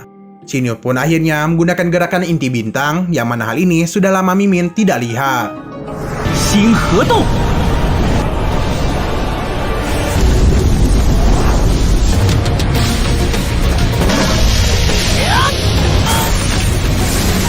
Nah, di tengah pertarungan itu, ternyata Dinai berencana untuk mati bersama dengan Shinyu. Shinyu mencoba menahan serangan Dinai menggunakan emblem pemberian Lier, dan seketika senar dari Kong Hua-nya putus dan membuat Lier merasa khawatir kepada Shinyu. Hofei yang mengkhawatirkan Shinyu segera kembali ke Pulau Shinsei dan berusaha untuk mencari keberadaan dari Shinyu. Dia pun terus mencari ke sana kemari, namun sayangnya Hofei tidak menemukan di mana Shinyu berada. Nah, ternyata Shinyu itu terkubur oleh bebatuan, tapi untung saja air mata meteor bisa mengobatinya dan dia pun berhasil kembali. Hofei pun segera memberitahu hal tersebut kepada keluarga Shinyu dan membuat mereka merasa lega. Shinyu memberitahu Hofei bahwa di ujiannya tadi ada sesuatu yang berbeda, yang mana semua kekuatan dari Guntur hanya berfokus pada Guntur ke-6. Hal itu sangatlah membuat Shinyu kesulitan, ditambah ada Dinai yang meledakkan jiwanya. Tapi untung saja ada air mata meteor dan formasi penjaga pemberian Lier yang membuat dirinya masih bisa bertahan hidup. Di sisi lain, Lier masih menunggu kepulangan dari Shinyu. Terlihat dari wajahnya ini, Lier sangatlah khawatir kepada Shinyu. Tidak ingin mengganggu pertemuan mereka, keluarga Shinyu dan Hofei pun pergi dari sana. Shinyu berterima kasih kepada Lier atas formasi yang dia berikan. Lier yang sudah sangat khawatir meminta Shinyu untuk tidak melakukan hal seperti ini lagi. Karena dia sangat takut jika Shinyu melakukan kesalahan sedikit saja, hal itu akan membahayakan nyawanya sendiri. Shinyu pun berjanji untuk tidak melakukan hal seperti itu lagi. Nah, di tengah pembicaraan, Paman Lan datang untuk memberikan selamat kepada Shinyu karena sudah berhasil melewati kesengsaraan surgawi 6-9. Karena ujian kesengsaraan berikutnya tidak begitu mudah, jadi Paman Lan meminta Shinyu untuk berhati-hati. Nah, Paman Lan yang tahu Shinyu akan pergi ke gerbang peri, meminta Shinyu untuk membawa Lier di sisinya. Shinyu sempat takut untuk membawa Lier karena di sana sangatlah berbahaya. Namun, Paman Lan memberitahu bahwa Lier ini memiliki sebuah pusaka yang bisa melindungi tubuhnya. Dan Paman Lan juga merasa keberadaan Lier di sisi Shinyu akan sangat membantu. Karena gerbang peri memiliki banyak benda pusaka, jadi banyak orang yang mengincarnya. Dan hal itu sangatlah berbahaya dan mengancam nyawanya. Jadi Shinyu harus mempersiapkan semuanya dengan matang. Ditambah dia tidak ingin Lier terluka. Karena keberangkatan mereka masih lama, jadi Shinyu meningkatkan senjata rohnya dengan permata tingkat tinggi. Tidak hanya itu, tentu saja Shinyu melakukan latihan untuk meningkatkan kemampuannya dalam bertarung. Dia sering melakukan latihan tanding dengan Xiaohe dan bahkan dia itu menggunakan bayangannya untuk saling berlatih.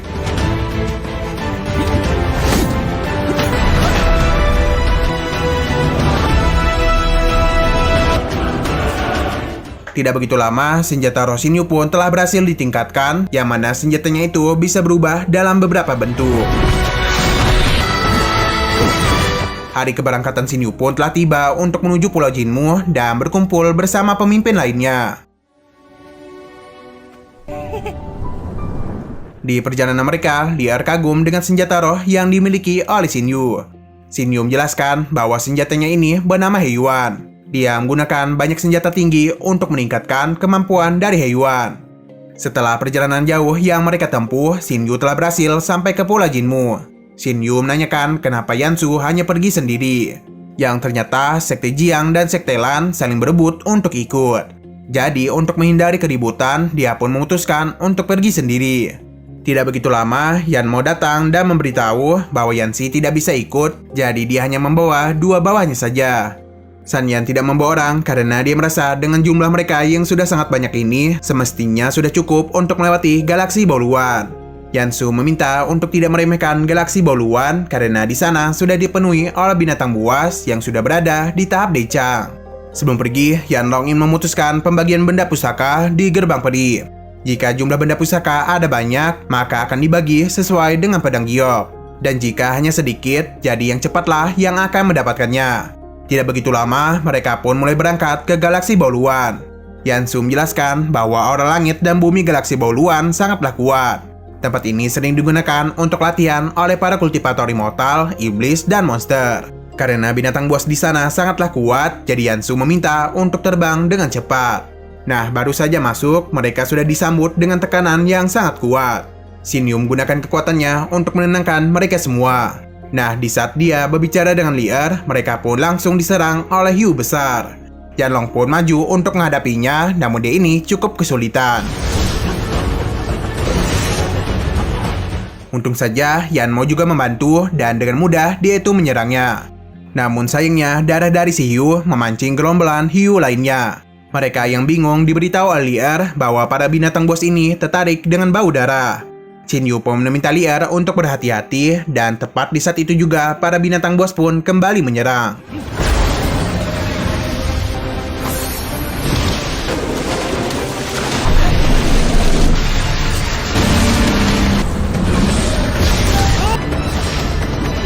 Mereka semua berusaha untuk menghalau semua serangan sambil menyerang mereka satu persatu.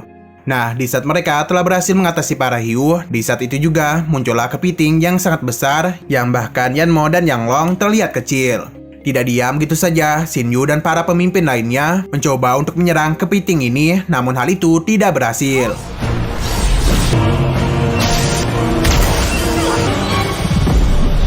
Xinyu menyadari walaupun binatang buas sangatlah kuat, tapi mereka tidak begitu pintar. Jadi dia pun meminta mereka semua untuk melarikan diri. Untung saja di sini Lier berhasil menyelamatkan Xinyu dan mengurung kepiting tersebut. Di saat mereka kebingungan di mana lokasi gerbang peri, saat itu juga muncul sebuah cahaya yang mana mereka merasa itu adalah lokasi gerbang peri. Namun kepiting pun kembali muncul untuk menghalangi mereka semua. Pertarungan pun kembali terjadi antara mereka. Tidak ingin berlama-lama, mereka pun segera masuk ke dalam laut, tapi tiba-tiba saja cahaya tadi pun menghilang dan tidak ada gerbang peri di sana.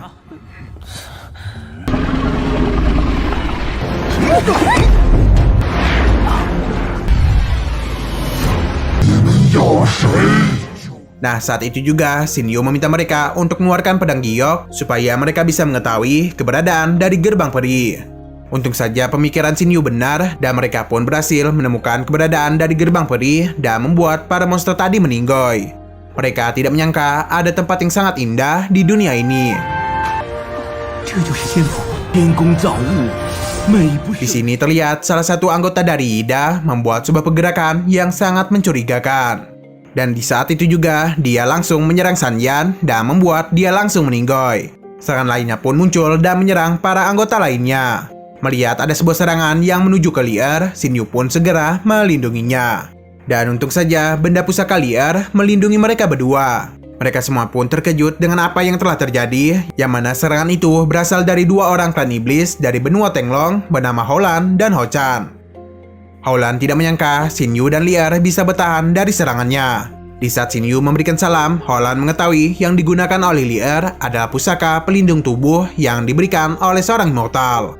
Jiao pun memberikan hormat kepada kedua leluhurnya, begitu juga dengan si Tusu dan Ida. Di sini Ida tidak menyangka mereka akan datang kemari.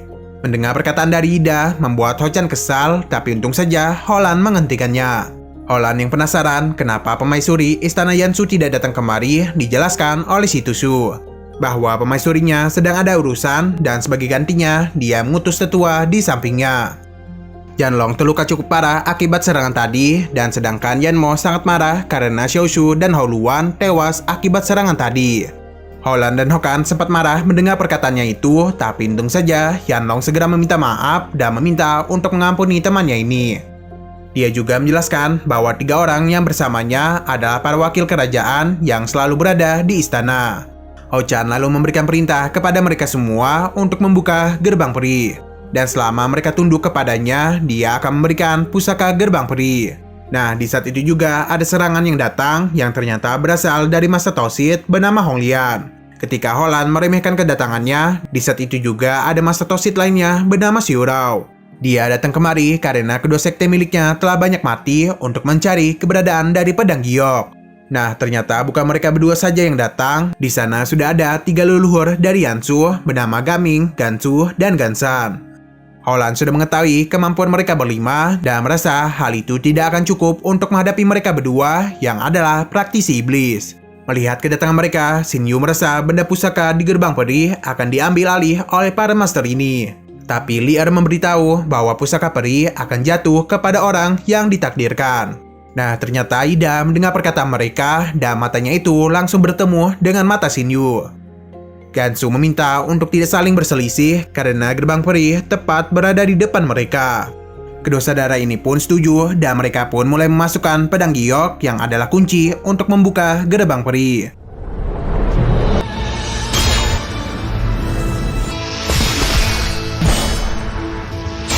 Tapi di saat itu juga Hida meminta untuk tidak terlalu terburu-buru, jika tidak mereka tidak akan bisa membuka gerbang peri. Mendengar hal itu membuat Ho-chan marah, tapi Hida mengancam untuk menghancurkan pedang giok di tangannya.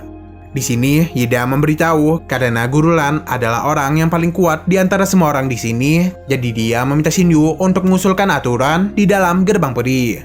Shin Yu paham dan membuat aturan jika benda pusaka lebih dari 9 maka akan dibagi secara adil berdasarkan pedang giok yang mereka miliki.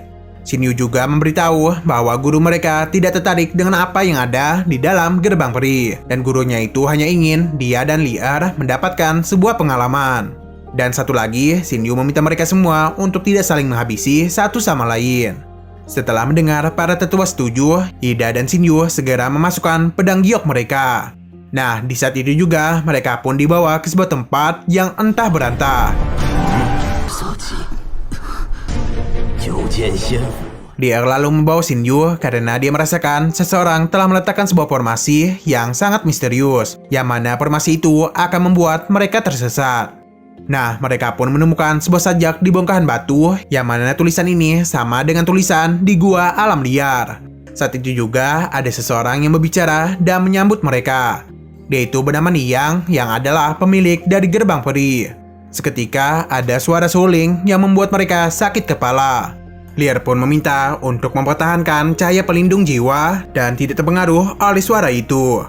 Niyang memberitahu bahwa jika ingin mendapatkan pusaka peri, mereka harus bisa melewati ilusi iblis. Karena setelah mereka masuk kemari, hidup dan mati mereka tidak akan bisa dikendalikan lagi. Shin Yu yang sudah mulai masuk ke dalam ilusi melihat gurunya. Untung saja Shin Yu berhasil mengendalikan dirinya dan menghilangkan ilusi itu. Sedangkan para master lainnya juga masih terus berusaha untuk menahan semua ilusi ini. Tapi karena kultivator iblis selalu memiliki niat jahat, jadi Jiao pun tidak bisa terkendali lagi. Yanmo yang teringat dengan kematian dari kedua bawahannya mulai masuk ke dalam ilusi dan ingin membalas dendam. Dia pun langsung saja menghabisi Jiao.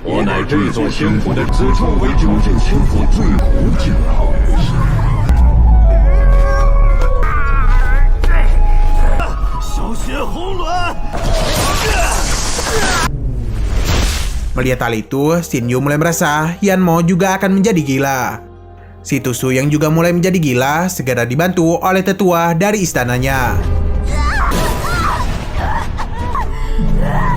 Yanmo yang sudah tidak terkendali lagi dan sangat dendam kepada klan iblis langsung saja menyeburkan si Tusu ke dalam magma.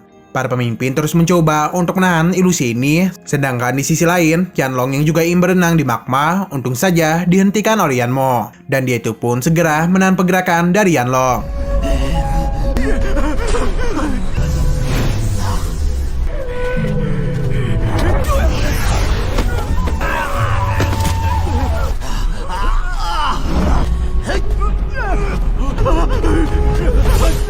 Mereka semua pun terus menahan ilusi ini, hingga Shin Yu pun mulai masuk ke dalam ilusi dan melihat kejadian dulu di saat ayahnya sedang melakukan ujian kesengsaraan.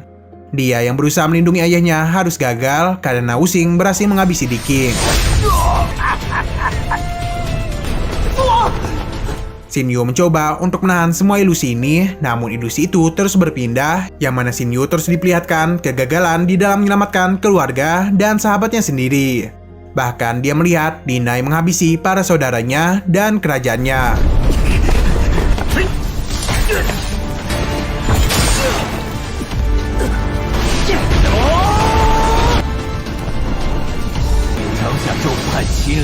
Shin Yu mencoba untuk melawan, namun lagi-lagi dia pun dibawa ke dalam ilusi yang mempertemukan dirinya dengan para musuh-musuhnya terdahulu.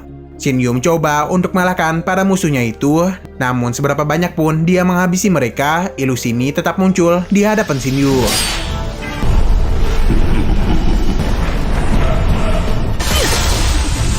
Dan di saat Shin Yu mau dihabisi, untung saja liar dan mata air meteor menyadarkan Shin Yu.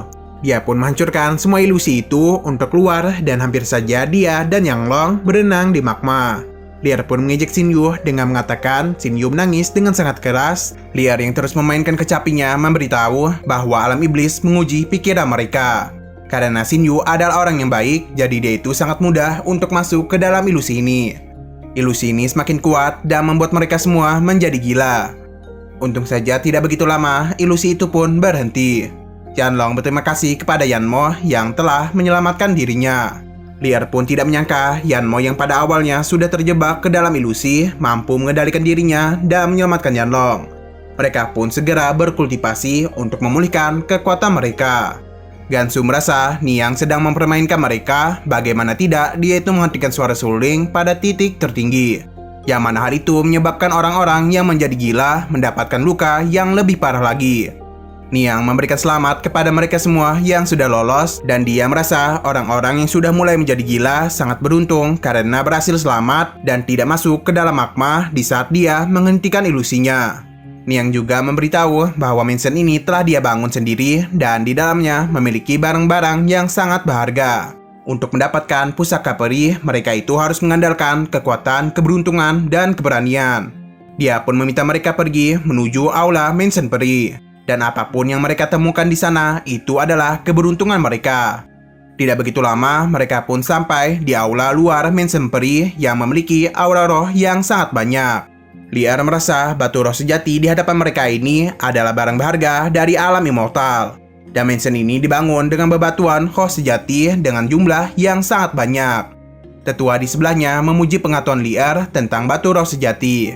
Liar menjelaskan bahwa dia bisa tahu karena berkat pamannya.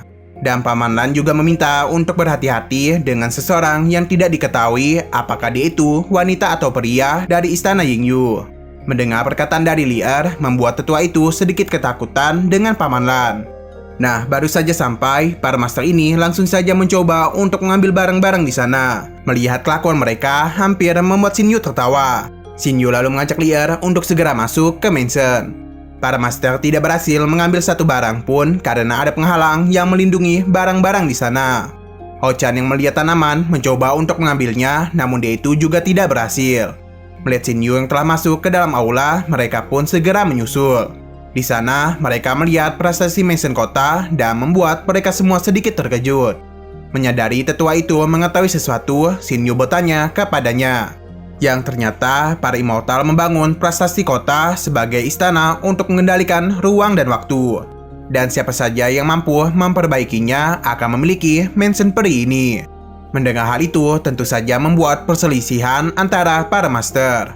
Para anggota lainnya pun hanya bisa melihat saja, apalagi Yanmo merasa jika tidak ada tanda-tanda kehidupan di tempat ini, hal itu juga tidak akan berguna. Dan sepertinya janji mereka sebelum memasuki mansion ini sudah tidak berlaku lagi. Shin Yu yang memegang tangan Liar membuat dia itu sangat malu. Mereka berdua pun memutuskan untuk pergi dari pertarungan itu. Shin Yu memberitahu bahwa walaupun kekuatannya masih di bawah para master, tapi dia itu tidak ingin menyerah begitu saja. Dan merasa pasti ada satu cara yang bisa dia lakukan. Nah, saat itu juga Lier menjelaskan bahwa benua Xianlong memiliki nadi batu giok. Jadi dia merasa tempat ini juga memiliki nadi batu roh sejati. Xin Yu mengerti apa yang dimaksud oleh Lier, yang mana tempat ini memiliki potongan esensi dari batu roh sejati. Lier merasa Niang meninggalkan esensi roh sejati dan tidak menggunakannya. Dan berarti prestasi Maison Kota tadi itu hanyalah sebuah tipuan saja. Sedangkan esensi batu roh sejati masih tersembunyi di dalam istana ini.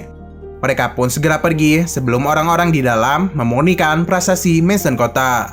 Kembali ke Dimension, di sana pertarungan masih terjadi antara para master. Kelima master Tosid berusaha keras untuk menghadang Holan dan Hochan.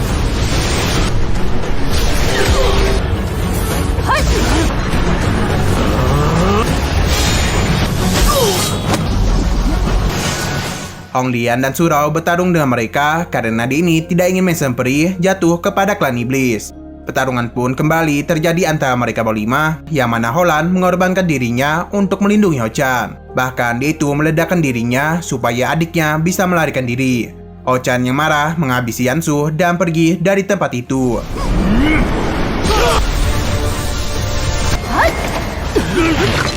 Adik, 快走！ 给我等着，总有一天。 Gansu berjanji kepada Hong Lian dan Surau bahwa dia itu akan memberikan bunga dan kursi di tempat ini. Tentu saja mereka menolak hal itu karena pertarungan tadi sudah banyak menghancurkan senjata roh mereka. Pertarungan pun kembali terjadi untuk merebutkan prestasi Maison Kota.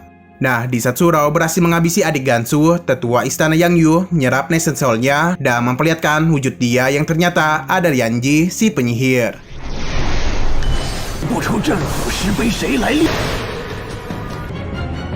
Di sisi lain, Xin Yu dan Lier sampai di suatu tempat yang mana Xin Yu merasa patung itu ada Niang. Lier merasa Niang telah menyembunyikan esensi roh sejati di dalam patung ini. Dan benar saja, mereka pun berhasil menemukannya. Selama Xin Yu bisa menyerapnya, maka seluruh Maison Peri akan menjadi milik Xin Yu. Dengan kemampuannya saat ini, kemungkinan membutuhkan banyak waktu untuk memurnikan esensi ini. Lier meminta untuk tidak khawatir karena di dalam aula pertarungan masih terjadi untuk merebutkan prestasi kota. Xin Yu pun segera mencoba untuk memurnikan esensi ini. Kembali ke aula, mereka tidak menyangka bahwa Yanji sudah menyamar selama ini. Pertarungan pun kembali terjadi antara para master ini, bahkan Gansu harus kembali kehilangan adiknya di pertarungan itu.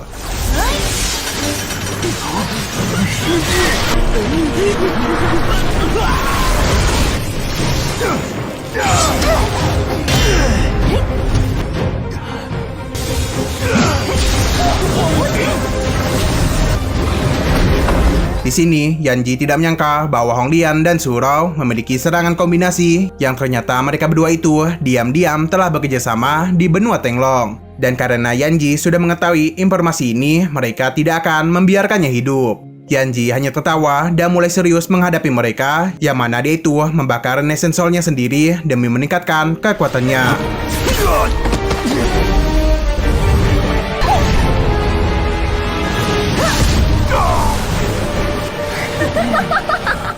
Pertarungan pun berhasil dimenangkan oleh Yanji, yang mana dia itu menekan mereka semua dengan awan darah yang mampu menghancurkan Nation Soul mereka.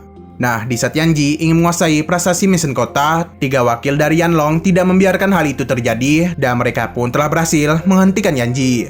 Yang ternyata mereka bertiga itu adalah Azure Dragon tahap akhir 3 kesengsaraan. Yanji tidak bisa menyadari kekuatan mereka karena klan naga menggunakan kristal naga ilusi. Walaupun kristal ini sangatlah berharga, tapi mereka itu tidak peduli karena yang lebih penting adalah Maison Peri. Mereka pun akan mengambil alih Maison Peri ini. Yanlong pun segera memurnikan prestasi Maison Kota.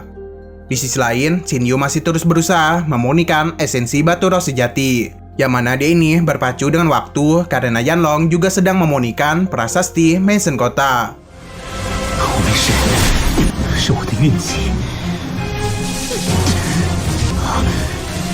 Yanji mencoba untuk mengganggu Yanlong, namun ketiga pamannya tidak membiarkan hal itu begitu saja.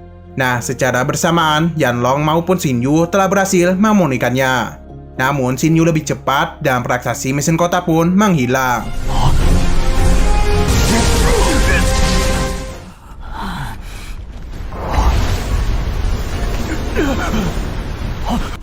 元朗，政府是 Yanji pun tertawa melihat hal itu dan merasa bahwa langit tidak mentakdirkan mereka untuk mendapatkannya. Kembali kepada Shinyu, dia yang telah berhasil memurnikan esensi jiwa sejati, menjadikan mesin peri sebagai miliknya. Nah, saat itu juga, Niang pun memuji Shinyu, dan karena Shinyu memiliki hati yang baik, jadi dia akan menghapus pembatas dan larangan serangan di mesin peri. Dan mesin peri ini juga akan dia berikan kepada Shinyu. Niang juga memberitahu bahwa ini adalah pusaka sejati yang dia sembunyikan di mesin peri. Dan untuk mendapatkan pusaka itu, kekuatan, keberanian, dan keberuntungan sangatlah diperlukan.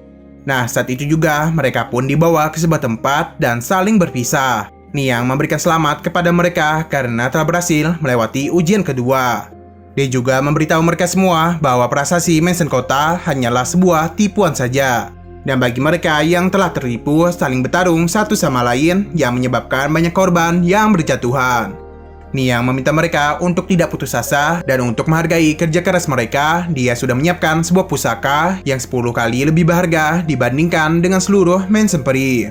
Mereka masih tidak percaya dengan perkataan dari Niang dan merasa dia itu hanya ingin melihat mereka saling menghabisi satu sama lain. Sebelum memperkenalkan pusaka berharganya, dia ini pun memperkenalkan dirinya kepada mereka semua. Yang mana dia itu adalah Kaisar Immortal dari Alam Immortal. Alam Immortal dibagi menjadi 3 level, yakni Heaven Immortal, Golden Immortal, dan Mystic Immortal. Dan di dalam level itu dibagi lagi menjadi 9 tingkatan. Setelah mereka masuk ke ranah mistik, mereka itu akan menjadi abadi. Nah, ketika Gansu mendengar Niang adalah Mystic Immortal tingkat 8, membuat dia itu sangatlah terkejut. Karena tingkatan tersebut adalah keberadaan paling tinggi dari Alam Immortal. Saking kuatnya orang di tahap itu, Gansu bahkan rela mati untuk sampai ke tahap tersebut. Mereka semua pun tidak menyangka bahwa mansion ini dibuat oleh Mystic Immortal tingkat 8. Shinyu menanyakan alasan Niang memisahkan Lier dari dirinya. Sambil tertawa, Niang memberitahu bahwa karena benda pusaka ini sangatlah berharga, jadi tentu saja jalan yang mereka tempuh juga akan berbahaya. Dia pun memberikan 2 jalan kepada mereka semua. Di sebelah kiri adalah musim semi bunga persik, yang mana di sana roh sejati sangatlah kuat dan sangat aman untuk berkultivasi. Mereka akan tetap berada di situ hingga berhasil menemukan jalan keluar. Dan sebelah kanan ada neraka yang dipenuhi oleh petaka kematian. Setelah mereka masuk ke sana, tubuh mereka seakan telah ditimpa oleh gunung besar, dan jika mereka telah berhasil melewati jalan itu, maka mereka sudah memenuhi syarat untuk mendapatkan pusaka peri. Niang pun memberikan mereka waktu 1 jam untuk memilih jalan mana yang harus mereka pilih. Dia menyarankan untuk mengikuti hati masing-masing, dan sampai waktu tiba, mereka tidak akan bisa menghubungi siapapun. Shinyu merasa bingung karena dengan kekuatannya saat ini, jalan neraka akan membunuhnya. Tapi jika dia lewat jalan kiri, maka Shinyu akan memerlukan waktu ratusan tahun untuk keluar yang membuat dia tidak bisa menemukan Lier. Di sisi lain, Niang memilih untuk masuk ke jalan neraka, sedangkan ketiga paman Yanlong memilih untuk jalur kiri karena tidak ingin mengorbankan dirinya. Di sana juga ada Hong Lian dan Surou. Sedangkan di jalan neraka sudah diisi oleh Ho-chan, Yanmo, Yanlong, Yida, Gansu, dan Yanji. Di sisi lain, Shinyu masih kebingungan jalan mana yang harus dia pilih. Hingga akhirnya dia pun memutuskan untuk masuk ke jalan neraka. Baru saja masuk, dia itu langsung saja mendapatkan tekanan. Niang memberitahu bahwa hidup dan mati mereka akan ditentukan oleh alam. Shinyu terus berjuang untuk mencari Lier walaupun dia itu harus terluka parah. Niang menyarankan untuk tidak terlalu terburu-buru dan meminta untuk menikmati penderitaan di jalan neraka. Shinyu terus berjalan walaupun tubuhnya itu sedang ditekan. Nah, di depannya dia itu melihat Yanlong, namun di saat itu juga Yanlong meninggoy karena terkena serangan. Shinyu juga hampir saja meninggoy karena terkena sambaran petir. Di hadapannya, Yida dan Yanmo saling bertarung satu sama lain untuk merebutkan pusaka peri. Di saat serangan muncul, Yanmo berhasil menghindarinya, sedangkan Yida dan Shinyu hampir saja terjatuh. Tapi serangan kembali muncul yang membuat Yida terjatuh, tapi dia itu sangat cepat melemparkan rantai kepada Shinyu. Walaupun sempat bertahan, namun hal itu tidak begitu lama, yang mana Shinyu juga terjatuh. Untung saja Shinyu melemparkan rantai Yida untuk menyelamatkan dirinya, sedangkan Yida harus meninggoy. Dan kini Shinyu pun harus bertarung dengan Yanmo supaya dia itu bisa maju ke depan. Shinyu hanya bisa bertahan dari serangan Yanmo, dan untung saja keberuntungan masih berpihak kepada Shinyu. 身陷迷雾时，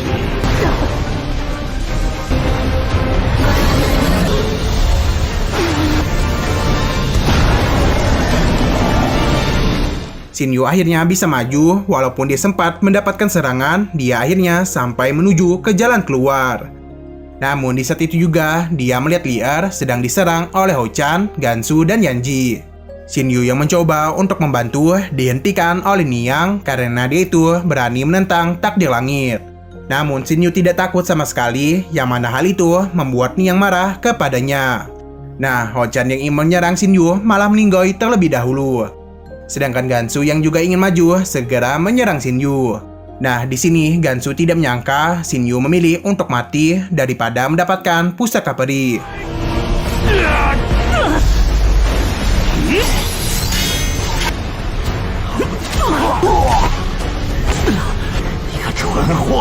Di saat itu juga, Yanji juga menyerangnya, namun serangannya malah mengenai Gansu. Di pertarungan mereka itu, untung saja Yanji lebih mementingkan pusaka peri dibandingkan dengan Shinyu. Berkat hal itu, Shinyu berhasil mendekati Lier tepat di saat dia itu hampir saja terjatuh. Namun sayangnya, serangan kembali muncul dan menjatuhkan mereka. Shinyu pun mengingat kebersamaan dia dengan Lier selama ini. Dan dia yang tidak ingin Lier mati segera menggunakan semua kekuatannya untuk menyelamatkan Lier. Namun sayangnya, mereka berdua pun harus mati. Tapi tiba-tiba saja mereka berdua pun dibawa kembali ke tempat awal. Lier menjadi sedih karena hampir saja kehilangan Shinyu. Dan begitu juga dengan Shinyu yang berjanji akan selalu bersama dengan Lier. Nah, di saat mereka mau berciuman, Yanlong dan yang lainnya malah bangun dan membuat hal itu terganggu. Mereka tidak menyangka masih hidup, yang sepertinya tadi itu hanyalah tipuan saja yang diberikan oleh Niang kepada masing-masing dari mereka. Niang pun memberikan selamat kepada mereka yang berani menempuh jalan neraka. Dan dia itu tidak peduli bagaimana cara mereka mati dan tetap menganggap mereka lulus. Dan ternyata neraka yang sebenarnya ada di tempat musim semi bunga persik. Orang-orang di sana pun langsung saja meninggoy akibat serangan dari Niang. Yanlong pun merasa sedih kepada ketiga pamannya. Sedangkan Ho-chan sangat senang karena Hong Lian dan Surao sudah meninggoy. Karena mereka sudah lulus dari semua ujian ini, Niang pun mempersilahkan mereka untuk masuk ke pavilion pusaka miliknya dan bisa mengambil apapun. Tapi di sana ada juga pusaka yang tidak bisa mereka dapatkan dan harus mengandalkan kemampuan mereka sendiri. Pintu pavilion pun terbuka dan season ketiga pun telah selesai. Nah, di akhir season ini, kita pun diperlihatkan bocoran dari season keempat, yang mana akhirnya Shinyu bisa juga mencium Lier dan hubungan mereka pun menjadi semakin dekat. Tapi di sini juga kita diperlihatkan seseorang yang memulai peperangan dan kita juga melihat kematian dari istri kakak pertama dari Shinyu. Dan di sini nih kita juga melihat kerajaan mereka sedang diserang oleh seseorang. Dan di saat Shinyu bertarung dengan seekor monster, kita pun diperlihatkan ada seseorang yang membantunya. Mimin lupa dengan namanya, kalau kagak salah dia inilah yang akan selalu membantu Shinyu di season keempatnya nanti. Dan Mimin belum tahu kapan season 4-nya dirilis. Semoga saja cepat, karena lebih cepat lebih baik. Oke, untuk season ketiga, Stellar Transformation sudah selesai kita bahas. Bagi yang mau bergabung maupun yang sudah lama bersama Ruang Film, Mimin ucapkan terima kasih banyak kepada kalian semua yang sudah mengikuti pembawaan kita untuk season ketiga ini. Oke, mungkin itu saja yang bisa Mimin ceritakan tentang alur dari Donghua Stellar Transformation season ketiga. Terima kasih banyak kepada kalian yang telah mengikuti awal pembahasan series ini dan sampai selesai. Jika kalian ada pendapat yang lain atau kurangnya pembahasan dari Mimin, dipersilakan sampaikan pendapat kalian di kolom komentar. Oke, terima kasih yang sudah menonton video sampai habis. Jika kalian suka pada video ini, klik like dan share ke teman-teman kalian tentang channel ini. Dan bagi yang mau menyarankan apalagi yang kita bahas, komen aja. Sekali lagi Mimin ucapkan terima kasih kepada kalian semua dan sampai jumpa di video selanjutnya.